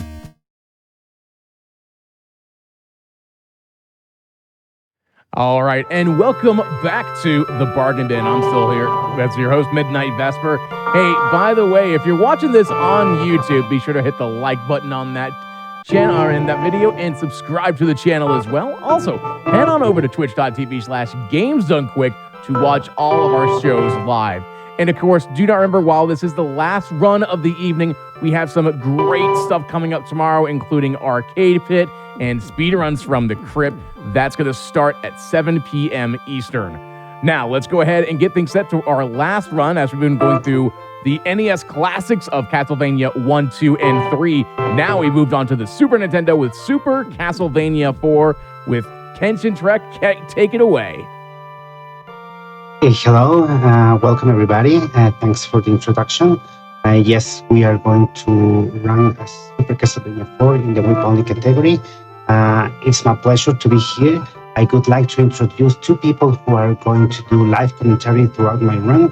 They are D&D Nat 21 and Cypherine. Hello, guys. Hello, everybody. I'm D&D Nat 21. Hope you're all having a fantastic day. Welcome to the bargain bin at Games Done Quick, the run for Super Castlevania 4. I am joined in the booth here with Cypherine. How are you doing today, Cypherine? Doing great. Can't wait to see Kenshin knock this out the park. Happy to be here with you, D&D. Absolutely. This is a lot of fun. I'm looking forward to being able to show this game and have Kenshin's run demonstrate a lot of the techniques. There's going to be a lot of details into what he's going to be doing in this run. A little bit different from a normal 90% run, but I'm going to be doing a lot of talking, going to be passing it back and forth between Cypherine. So keep your ears open, your eyes open, and get ready. I'm going to go ahead and start the countdown so we can go ahead and get this run started. The timer starts in 5, 4, 3, 2, 1, and let's go. Go ahead and take it away, Kenshin. Thank you. I am gonna stay silent most of the run. You can do the commentary. Thanks in advance for it, guys. Alrighty, We got so you, no problem. Stage 1, the stables. The stables, generally what we would start off when we were doing any percent would be you pick up the crosses, you get the 3 multiplier, and you kill the bosses. Crosses kill bosses. But this is a little bit more of a difficult category. This is a rule limitation that we've applied to ourselves. No sub-weapons. This is whip only. You can upgrade the whip, but you cannot pick up the sub-weapons, which makes things a little bit more difficult, wouldn't you say, Cypherine? Agreed. You can pick up certain items, of course, like meat and the invincibility bottles or flasks, whatever they are. But otherwise, most of the runners, we rely on the boomerang or the cross to get through this game as smoothly as possible. But with whip only, nope, you don't have that advantage. So yeah, we're going to see how a master handles it with Kenshin running here. Go ahead, D&D. Yeah, absolutely. Kenshin is a consistent racer for any percent and a consistent runner for whip only. If there's someone who you can count on to be getting a solid time every single time on Sunday when we do our weekly races, it's Kenshin. He's definitely the sensei of Super Castlevania 4 when it comes down to it. Stage 1, you might notice one thing right off the bat when it comes to Super Nintendo versus the NES. 8 directions. That's right, we can whip in 8 directions. The diagonals come into play. We have a lot of mobility when it comes to that, which is a good thing because when we're doing whip only, we need the versatility. But unfortunately, that can actually also be a dangerous thing because we don't want to pick up the sub weapons that are hidden within these candles. And sometimes a rogue whip in the wrong direction can hit one of these candles and that will void your run. It doesn't matter if you want to use the weapon or you do use the weapon or use it once or maybe just twice. No, you pick it up, the void is run, you reset, or you jump into a pit if you're doing a marathon run because, we're trying to save time here. That's right. So yeah, Kenshin will probably jump into a pit if he accidentally picks up the sub weapon. But to D&D's point of that consistency, Kenshin again is one of the most crazily consistent runners of this game. It's a thing of beauty to see him play, just how consistent and the times that he gets. So let's see how he takes out Rodane here. Yeah, Rodane normally would be 3-time crosses. We got the overlap hitting the head of the horse and then the full body of Rodane. But now we're going to do a couple of whips to change the phases, a couple of quick whips to bring him on down. Thankfully, he didn't jump. A lot of the patterns that we're going to be dealing with the bosses are generally predicted. There's a little bit of RNG the longer the fight goes on. In whip only, the fights generally get to a point where they're about to get out of RNG handling. So there can be some good patterns or some bad patterns, but thankfully Rodane stayed on the ground, wasn't anything too crazy, and he was able to take him out. So now Kenshin is able to make his way over to the swamps, and there's the purple hands that I was about to say. I hope he doesn't get grabbed by. We absolutely hate those purple hands. I like to think it's the grandma from stage 7, which you'll see later. She's just reaching out to touch Kenshin here and seeing him shake his head here. I feel that pain, but that's all right. We're gonna keep moving on. Keep the show rolling here. The purple hands don't stop us. No, they don't. They just discourage us greatly and really want to make us reset when they happen because sometimes the game knows. The game knows. You're right. All right, so stage 2 is a unique stage, well, somewhat unique stage compared to the others. The boss isn't actually at the end of the stage. Medusa is in the middle of the stage. The fight can kind of go bad. The snakes she tosses can land behind you, and she also has a paralysis orb that we generally want to duck underneath, but we can kind of get knocked around and misplaced. So we want her to stay in her corner. We were going to throw a bunch of whips and make sure that we get rid of her as fast as possible, but there is a pattern that can exist where things become a little bit problematic. Very quickly, I'm going to make a point of the amount of boosts that Kenshin is going to be taking in this throughout this entirety of this game. Consistently, Simon power marches his way towards Dracula to make sure that he is as intimidating as possible when he approaches that final stage. He doesn't want to move any faster, unless of course he's taking damage. So we're going to be using health as boost fuel. Oh, there's a sub weapon, and he jumps over it. That's a scary one. There's a couple of those throughout the run. But yeah, so. We're going to be using a couple of boosts, and health management is very important because the fights in any percent would normally barely even have a chance to hurt us, or in whip only, there can be a couple of patterns that catch us off guard. All right, so yep, as the ND said, we got the Medusa fight here, and with crosses, she goes down in like 4 seconds, maybe much less, but here, she's a little bit more of a pain, but Kenshin still handled that very well. Yeah, absolutely. We've got a little kissy kiss from Medusa, and we're moving on our way over to the river here. He has a pretty good amount of health. He's going to only want to skip 2 boosts here. So that's going to make some pretty good time moving on into stage 3, which is a very long and complicated stage where health management is far more important than on the previous 2 stages. Not to say that, we can't optimize every single stage, but the impact of losing that health optimization in a no reset run is very visible on the time. Mm-hmm. And just as mentioned before, Kenshin grabbed that invincibility water back there. Again, allowed for this category for whip only percent. If Kenshin were playing low percent, however, he would not be allowed to pick that up or it meet as well. Is that right, D&D? So the way it works for low percent, you can pick up the rosary, you can pick up the invisibility potion, and you can pick up meat. But the way that the game works is that you pick up your first whip upgrade when you have 5 hearts, and your second upgrade when you get your 8 hearts. But the 5 hearts you get at the start of the stage, which means that the very first candle, because the candles are mapped out, the very first candle that you hit that contains a small heart will drop a whip upgrade. And if you touch that whip upgrade, you void your run. So sometimes in the wall where there would be multipliers or meat sometimes, it could be a sub-weapon or they're located very close to sub-weapons. So it is a very dangerous technique that costs a lot of time or possibly the whole run if you pick up some form of an upgrade. But that's low percent. Thankfully, we have a little bit more flexibility in here.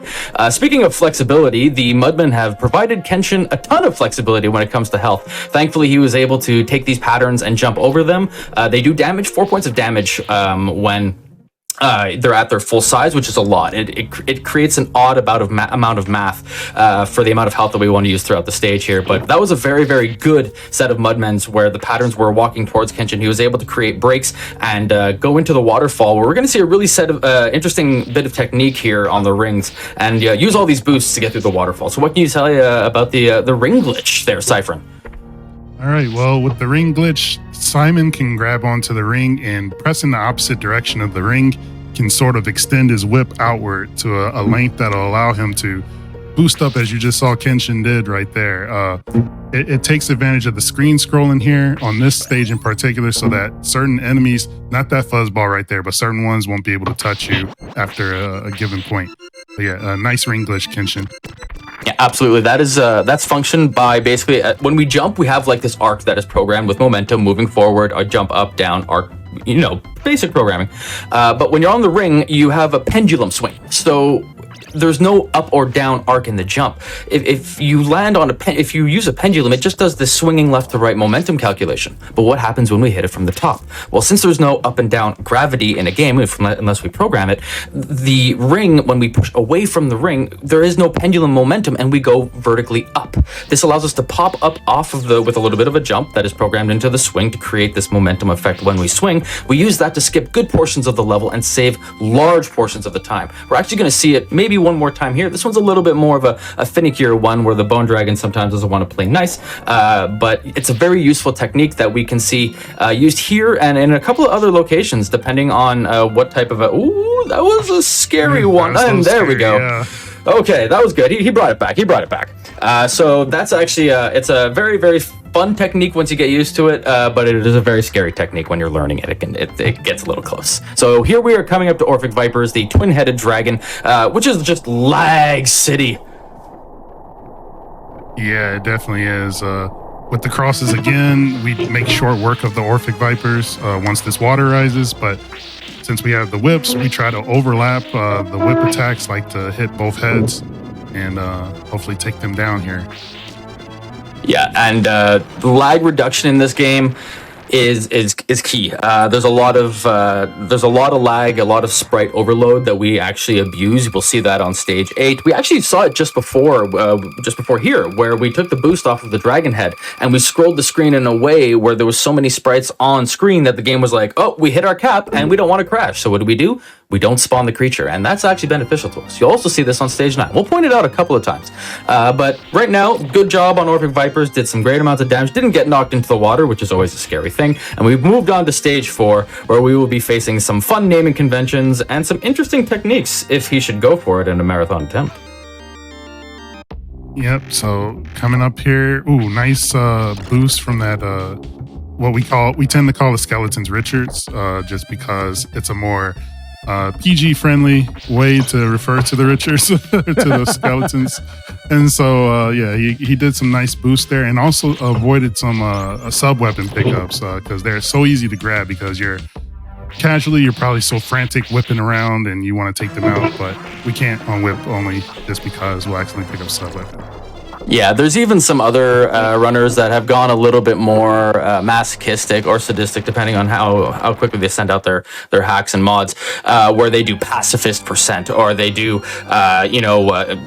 Indiana Jones percent, where they use one of every weapon, and they're just it's never ending the ways that we've found to play this game and the difficulty levels that we've applied.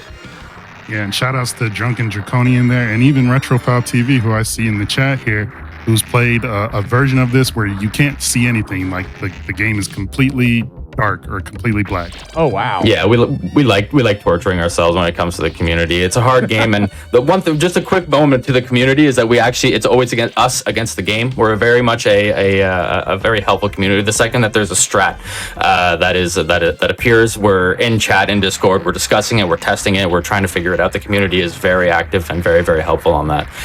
It's a great community. Quick moment. Extremely great. I was going to just say extremely great community, and we're always looking for more, people to take part. Absolutely. Quick note about the room here. Mode 7, shout out to Mode 7. You may have had maybe trouble with this as a kid casually getting knocked into the pit. The solution is to crouch and not move. The way that the Medusa heads spawn is a sine wave pattern based on Simon's head height. And if he crouches, it's the exact height for them to just pass underneath. So you just stand still, grab a sip of water, sip your coffee, read your chat, and you move on to the second half of the game. Because we're in the tunnel of love now, or the tunnel of lag, where killing things is very, very, very laggy. So we're going to not kill anything. We're actually just going to go ahead and try to jump over as many things as possible and move on to the final bit just before Coronat, or Ton of Rocks spelled backwards. Right. Once we get through this little labyrinth here of these moving vertical blocks. Okay, he psyched me out. I thought Kenshin was going for the zip. You can do a zip. Yeah. You can normally zip horizontally on this stage, and Kenshin, he gave a good psych out there. Yeah, so just a quick summary for the zip here. If anyone's seen the Mega Man zips, it's similar to that. Invincibility frames, or the main character getting pushed up into a wall in the game going, hey, get out of me, and zooming them across the screen. Same concept, we use either a bat for invincibility frames, or we use the camera scroll to not spawn the ceiling as we're doing somewhat tight frame window jumps to prevent screen scroll to prevent the ceiling from spawning up until we are up in the ceiling and then it pushing us out. Sentences. Coronat. All right, yep. Ton of rocks spelled backwards. Coronat here. Anybody sensitive to light flashing, just turn away briefly as Kenshin whips the mess out of Coronat here. There'll be another boss or two where there'll be a light warning, a sensitivity warning that will provide ahead of time. But yeah, Kenshin took him out nice and smooth. Yeah, that would probably be stage 9 zap bats. Yeah, photosensitivity warning, absolutely on that. This game loves its flashing lights, so if you do pick up this game and you have any form of photosensitivity, I do recommend turning the brightness down on your screen or something to help with that, because it gets a little intense and headachy sometimes. Mm-hmm. And Kenshin giving that thumbs up that the run is going nice and good here. Keep it up, Kenshin. Yep. Don't whip that candle. Okay, perfect. So stage 5 is the swamp and the stairs just before where actually Castlevania 1 would start. This is a retelling of Castlevania 1. So after stage 5, this is kind of like a small little break in the run. There is RNG harpies where in certain sections there's little areas where harpies can come on screen and ruin this stage and cause what's called a clip. This is not something that really happens too much in Whip only, but it can happen. There's a harpy. It's when so the game checks for collision every other frame, which means that technically you can have like 3 or 4-ish frames of it not checking the target that you want to hit, and if it hits the candle before it hits an enemy, it's not going to do damage, and that type of clipping can be a major problem in a stage where, let's say, like the harpies, where they come flying in off screen, they're overlapping with a candle, and you have to whip and hope that it actually hits them. So in any percent, we're throwing crosses at specific locations to prevent that, but it can still happen. It's the same thing that happens sometimes here. But he got through stage 5, and he's moved his way onto the harder back half of the game, stage 6. Yep, and what makes it harder is that now we got enemies who take extra damage. So, for this category again, even ups the challenge further. But you'll see how Kenshin manipulates like his spacing with the whipping, the whip attacks that he does to get the most optimal attacks while continually moving forward. Yeah, this is stage 6 is the chandeliers. Now there's 3 cycles that you can go through. 3 is the safest but the longest. 2, there's an audio cue, and there's a couple of ways of manipulating the platforming, or your timing for the platforming, I should say, and you get 2 cycles. 1 cycle is the tightest, that mixes both the audio cue as well as tight jumps in order to allow you to go all the way across these chandeliers in almost 1 complete cycle, which saves about 4.5 seconds a cycle each. But the failure of this, or at least poor execution of this technique, is certain death. So you recognize it and you go for it and you practiced it, or you just kind of get this feeling where you've jumped from the wrong place and you just go nope, 4.5 seconds, knock it off, earn it somewhere else. Yeah, so I believe that was either a 3 or a 4 cycle that he got through, and which is great because you die there, it's a significant time loss where we'd have to go back to the start of the castle here. Yeah, that's about 45 seconds. That actually scares me. Yeah. So if you clip on any of those dancers and that one survives, you can be knocked back into that. And I've had it happen, and it's a very frustrating thing because, like, right now it's 20 minutes into the run and you gotta start over. But stage 6 is another long one, so.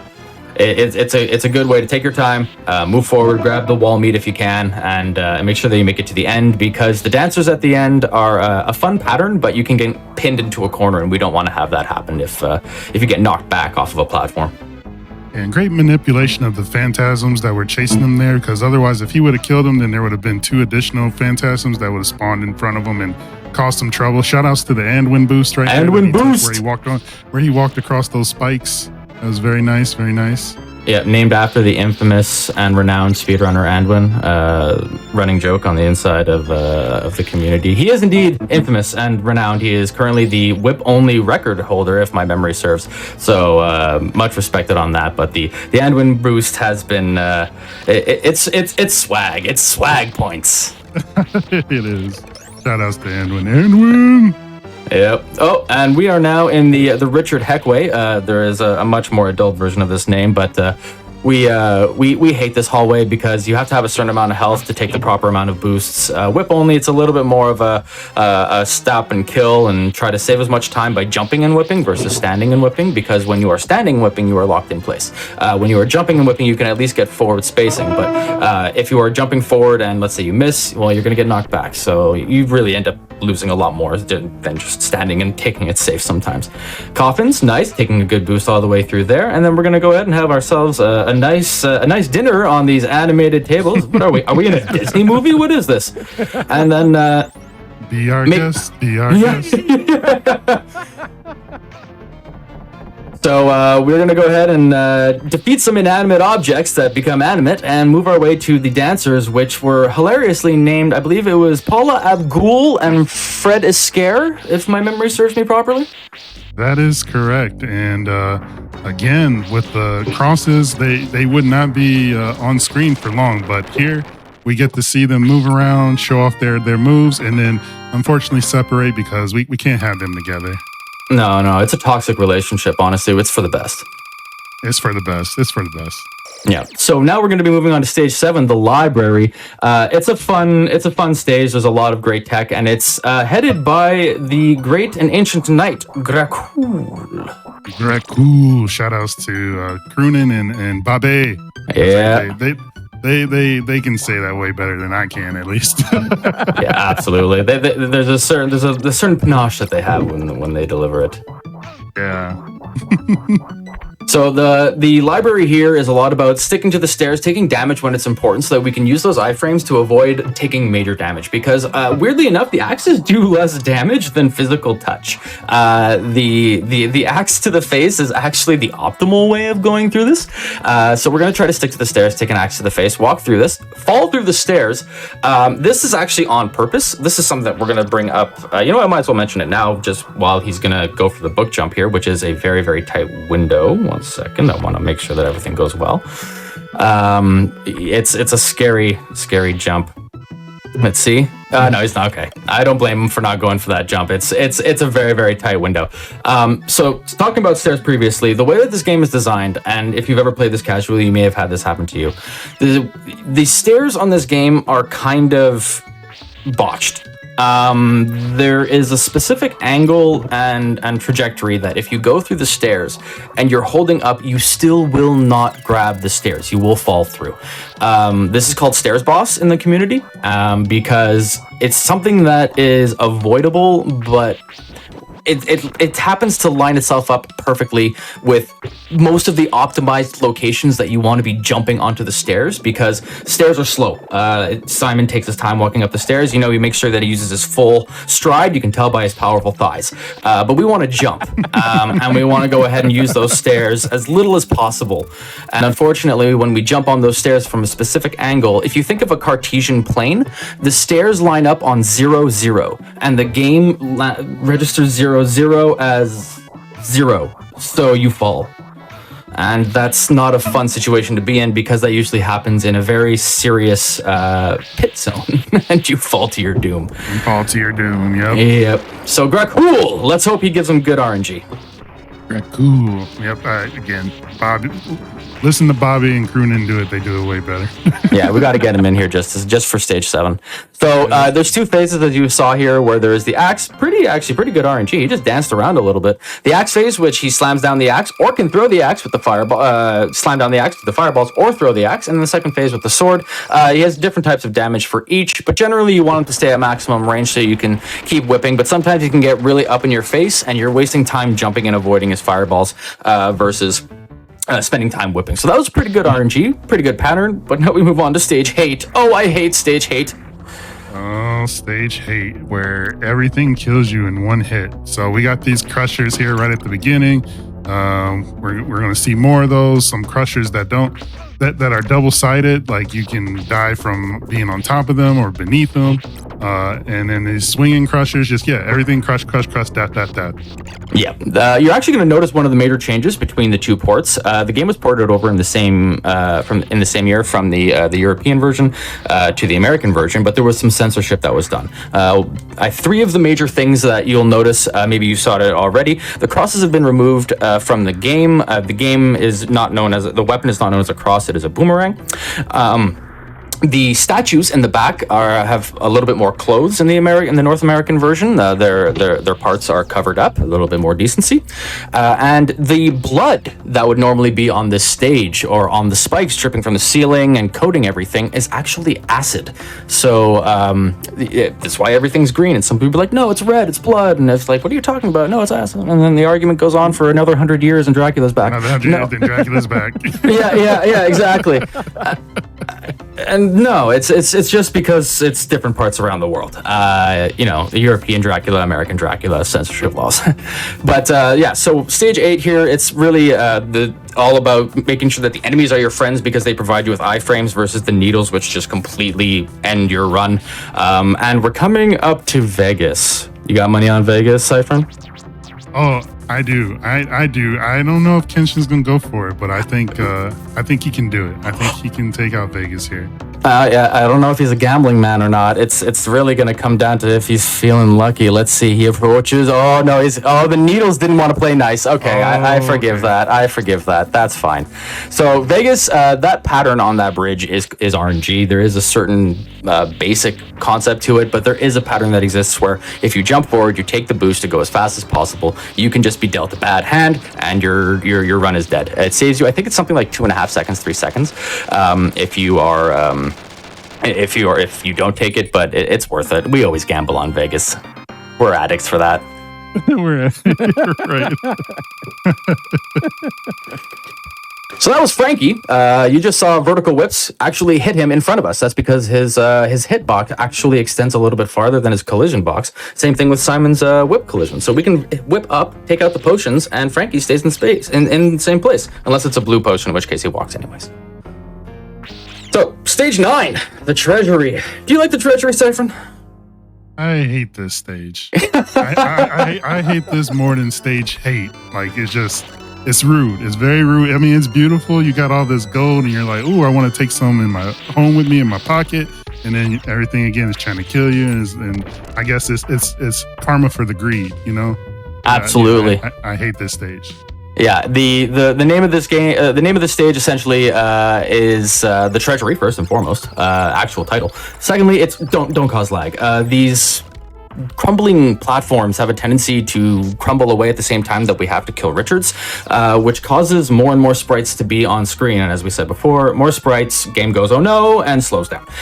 We don't want that. So we're going to try to do our best to either have the blocks not crumble by doing a same frame jump, which is extremely risky because if you miss that input, you're falling, or you try to kill things at a certain distance or at a certain time, or you just hope for a good pattern where everything isn't on the screen at the same time. Crosses generally help with that, but with the way that the whip only pattern, the whip only concept is, the damage just isn't there in order to prevent that from happening every single time. We have to play with a little bit of RNG and try our best to kill things at an appropriate amount of time away from each other. Yep, and coming up to the Scrooge McDuck room here where you can easily sink into the gold at the bottom there. It's my worst room in the game, but Kenshin made it look easy. Yeah, absolutely. It can be very frustrating because that dragon head at the end throwing his fireballs, it just so happens that the timing that it takes from you to jump to try to realign is exactly the time that he fires again. So very frustrating. Nice little fireball boost there to pass through another dragon head. You're going to notice actually right here is a screen overload. We'll see the spawn a sprite overload. We'll see it happen right here. He's going to kill the Richard, and he's not going to kill this one because by scrolling the screen when the Richard head is up and this bone dragon head is up and the two Richards are on screen, there is supposed to be a dragon head that spawns just before the final set of stairs, but it doesn't. There's an overload. So thankfully he's actually he's a much bigger headache, so we just despawn him rather than actually having to deal with him. So here we are, Zapbat, photosensitivity warning, it's going to get very flashy. Yep. And we have to hit the bat, what is it, like 21 times? Yeah, Right? 22 times. On the 22nd, it breaks. Yeah. And we want to do it at a very specific height, because otherwise the bats will get out of hand. They have a momentum on their arc based on how far away they are from Simon. So we want to be nice and close at a specific height so that we can whip as many as we can, get them overlapped, and not take any damage from the gold that falls off the sides. When we do damage, the gold resets. So the faster we can get another whip in after the first one, the safer the rotation continues. Yep. And that fight can get really out of hand. But again, once again, Kenshin showing us how it's done, folks. Yeah, the time loss can be upwards of 15 seconds, if not more, depending on how chaotic the break is. You watch your first arc go, and it's anyway. Stage A, it's a clock tower stage. Is it a Castlevania game without a clock tower stage? Like, come on, like really? We need bloody tears. Let's listen to the jam. Oh, so good, so good. I think it's the best version of Bloody Tears outside of CV2, but that's just my take. It's such a good song. But they put it so far at the end of the game. I always reset before I get here. That's assuming you get here. I don't know if I've ever gotten here casually. Yeah, this game it has a very, very difficult casual level at the very beginning, and then it plateaus when you start to understand the concept of the game, and it becomes very, very fun to. It's easy. It doesn't take a lot of work to get a sub 45 and feel confident at the game, but then after that, that's when the difficulty really starts to escalate and starts to arc up exponentially. Also, I don't know if I ever want to live in a mansion that has has rooms like this. We always joke, like, there's actually you're gonna notice a fun little feature that Dracula must have had a discussion with his engineer about how to make bats inside of concrete, but we always wonder how the heck he was designing this building, because it is the OSHA violations left, right, and center. Yeah. Granted, this would have been what, 17 something, so there, OSHA wouldn't have been but still. At least helmets. Yeah. Okay. Yeah. So stage A is the clock tower. It's a vertical stage, and we're going to be doing our best to trying to bypass as many things as possible, using our health to make sure that we take the iframes to not get knocked off of these platforms, but rather stick to the stairs, and try to clip through the floors as much as we can to bypass going left, right, up, left, right, up. We're going to do our best to make our way to the top here. Kenshin doing a fantastic job and making his way all the way to the mummy. There's some RNG that's involved with the mummy. There's 4 patterns that basically he can have. There's some that are very good, some that are very bad, and there are some that are absolutely horrendous for whip only specifically. Yep, and so as we see with the mummy spawning to the right here, this is one of the ideal spawning patterns, either to the far right. Well, actually, on any percent, you want the far left or the far right, but for whip only, you want the far right, just so that you don't have to do these jumping attacks that Kenshin has to do right now to take out the mummy, which then causes an additional cycle. Yeah, it's rough. Getting left cycled in whip only, it's something like 6 seconds for the animation to go back up and then come back down. I actually recently had a goal PB taken just twice because of that, and it's quite the frustrating thing when you have a 3-second gold coming up because you finally executed everything on the stage, and mummy just goes, "You like bottom left pattern?" Stage B, the final stage. This is this is it. And this is what you're talking about with the bats and the concrete, right? Coming up right here. Yeah, absolutely. Look at the design. Can you imagine the conversation between the engineer? Yes. I'm sorry, you want what to spawn from your bridge as it crumbles when one person walks across it? How do you feed the bats? How are the bats living? Oh, it's quite easy with the meat that is already stored in the bricks nearby. You see, they've already got the Yeah. So it's all they have to pair them so that they don't starve, because there's logic there that needs to be considered. So stage B, the stairs here, as I mentioned before, they don't work great. So Capcom was like, Konami was like, hey, it'd be fun, a whole level of stairs that maybe might not work as you jump on them, and then they fall out from beneath you. So if you're slow, you're gonna fall, and if you're at a bad angle, you're gonna fall. You like falling? Stage B. Imagine building it and then having the stairs fall, and then you have to like go up here, and then as you're going up, you got to rebuild the steps later on. You got to rebuild the steps. Right. He's at the top and he hears the bricks at the bottom crumbling, and he's like, another one. These Belmonts. Oh, here we go again. So Kenshin just made a short work of a very, very difficult. I spoke too soon. Stair boss. Yeah, no, I think he might. Okay, so that pattern, those platforms come at a certain pattern that is based on when Simon gets into the spawn box. They are manipulatable, as a couple of the other runners, I think it's Christmas that does it, that started doing a very good manipulation on those platforms.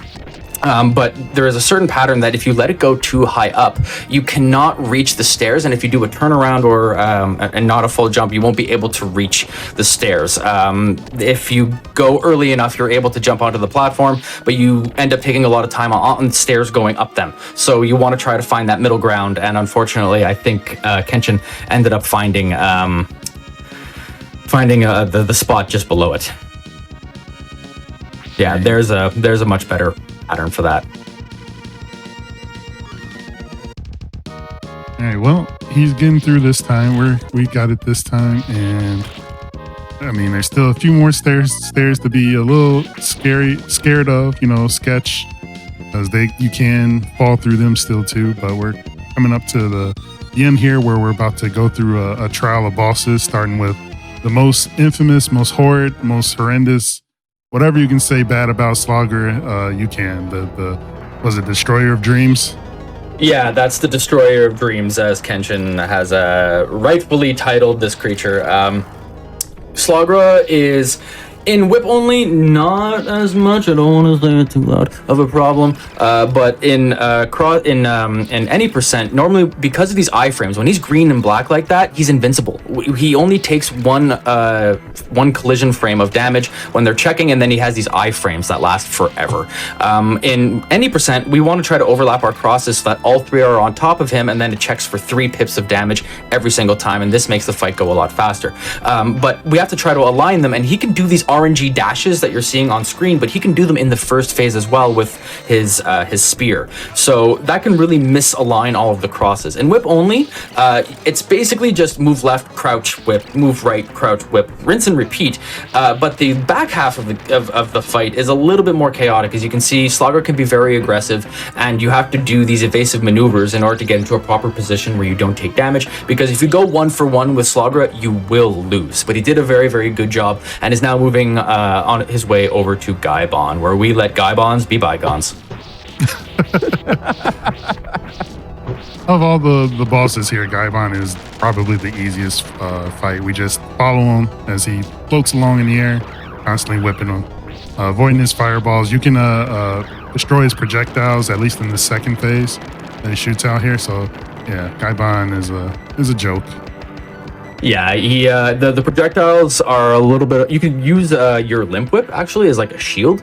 The only issue is that it might cause a little bit of lag, and as I mentioned before, it only checks collision every other frame, and there's like 9 to 12 projectiles, if my memory serves, that are on the screen at any given time. So it could still kind of hit you. We made our way onto death. The lovely Grim Reaper. Once again, crosses would kill bosses in this one, but here we have a little bit of RNG. We kind of have to hope that he comes on down. He does these swooping patterns and throws these crosses, and can sometimes stay moving back and forth, where we have to chase him around, and it's kind of annoying. 2 swooping patterns, what a pain. The optimal pattern, if he was playing nice, which obviously he's not going to play nice, 3 swooping patterns? Wow. Wow. Oh boy. Wow. Okay, that's the worst RNG that you can get for that fight, because he was supposed to come down, spin his scythe around, and then we get a bunch of free back whips in as he's standing in the corner. But that was the worst RNG that you could get there, and it is highly fatal. So congratulations, Kenshin, on surviving that and pushing on through. Oh, that's just true. Wait, that's a plan death. Yes. That was intentional, because otherwise there's a secret area in the lower left there, but we run the risk because, again, whip only, of accidentally picking a sub weapon.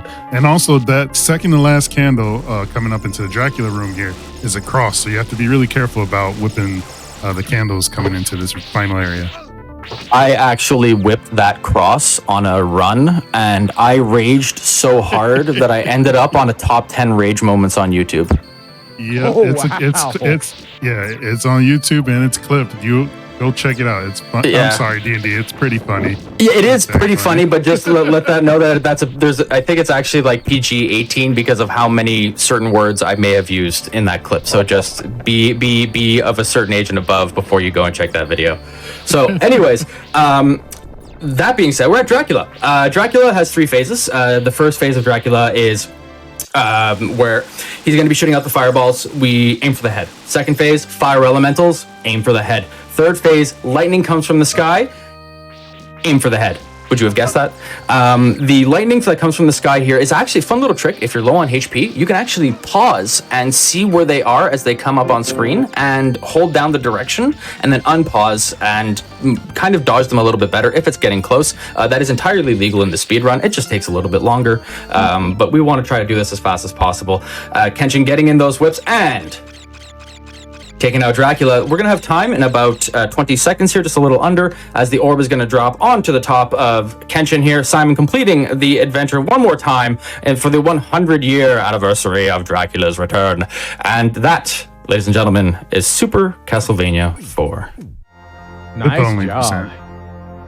Orb time. Orb time. Nice. GG. That was a great run.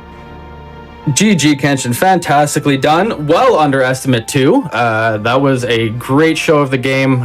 Great job showing off whip only. It's a fun category. It's definitely a challenging one that teaches you a lot of fun backup strats that you can use in your any percent run as you're progressing and getting things better. And they're really, really good race strategies. These are things that allow you to keep good paces when you're playing on a no reset run with friends. I just want to take the quick time to do a quick shout out, run down the list of things because there's a lot of people to thank for this community, and I've only been part of this community for about 3 years now, and it's an amazing community. But shout outs to Castlevania Speedruns, the wiki for if you want to learn anything on this game. Shout outs to the Discord, and shout outs to the entirety of the community for Super Castlevania IV, because Kenshin is a perfect example of consistency and skill and friendship, and he's there always helping new runners, old runners, and you can always count on him to be in there. So shout outs to all that.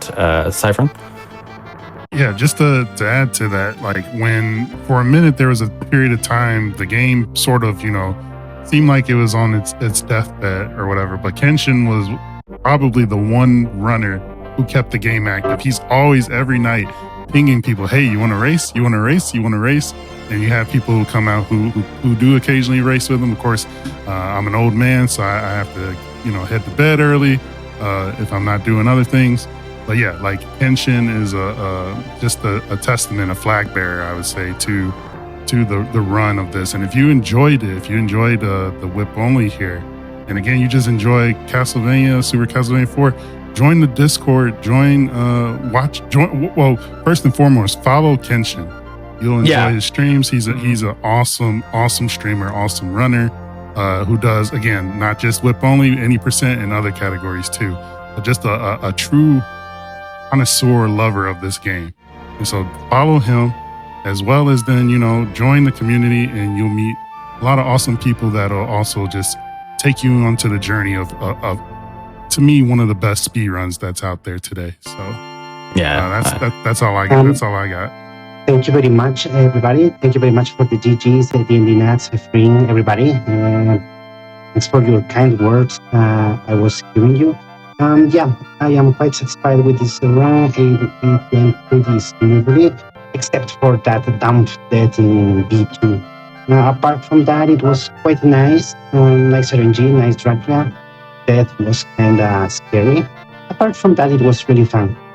Finally, thanks a lot to the GDQ community for giving me this opportunity to show this room. And as you guys said, D&D and Ciphering, the CB community in general, it's a really nice place.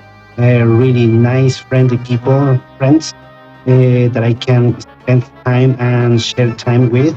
I really would like to encourage everybody to join the community and learn these games. CB games in general are really nice. The CB4 game is awesome. Please join the community and start speedrunning this game. It's really, really funny. Absolutely, it is. So thank you so much, Midnight Vesper, for having us and extending an invitation for us to join in on Bargain Bin. It's been a great opportunity. So thank you very much for having us. Of course, and thank you all so much for showcasing not just that amazing run, but all the commentary and all of that, and for all the other runners for Castlevania 1, 2, and 3. It's been a great show. It's been fantastic. Once again, thank you all so very much. And finally, just so you all know, your subs, Prime Gaming subs, gift subs, and bits cheered on the GDQ Twitch channel do help support Games Done Quick Hotfix. If you enjoy watching speedruns daily, consider subscribing to the channel. And of course, if you missed any of the other runs today, don't worry, they're all going to be up in the next couple of days on our YouTube channel, youtube.com/GamesDoneQuick. And if you are at the YouTube channel as well, go ahead and hit the like button on that and subscribe to the channel. Also, head on over to Twitch, where we're live every day, twitch.tv/GamesDoneQuick. Well, that will do it for us today on this amazing show. But don't worry, tomorrow at 7 p.m. Eastern, we're going to have Arcade Pit and Speedruns from the Crypt. So thank you all for coming out and showcasing this, enjoying this amazing Bargain Bin episode of four of the many Castlevania runs. Of course, once again, I am Midnight_Vesper. You can always follow me there as well. And yeah, thank you all so very much, and you all have a wonderful evening. Goodbye. Thanks so much.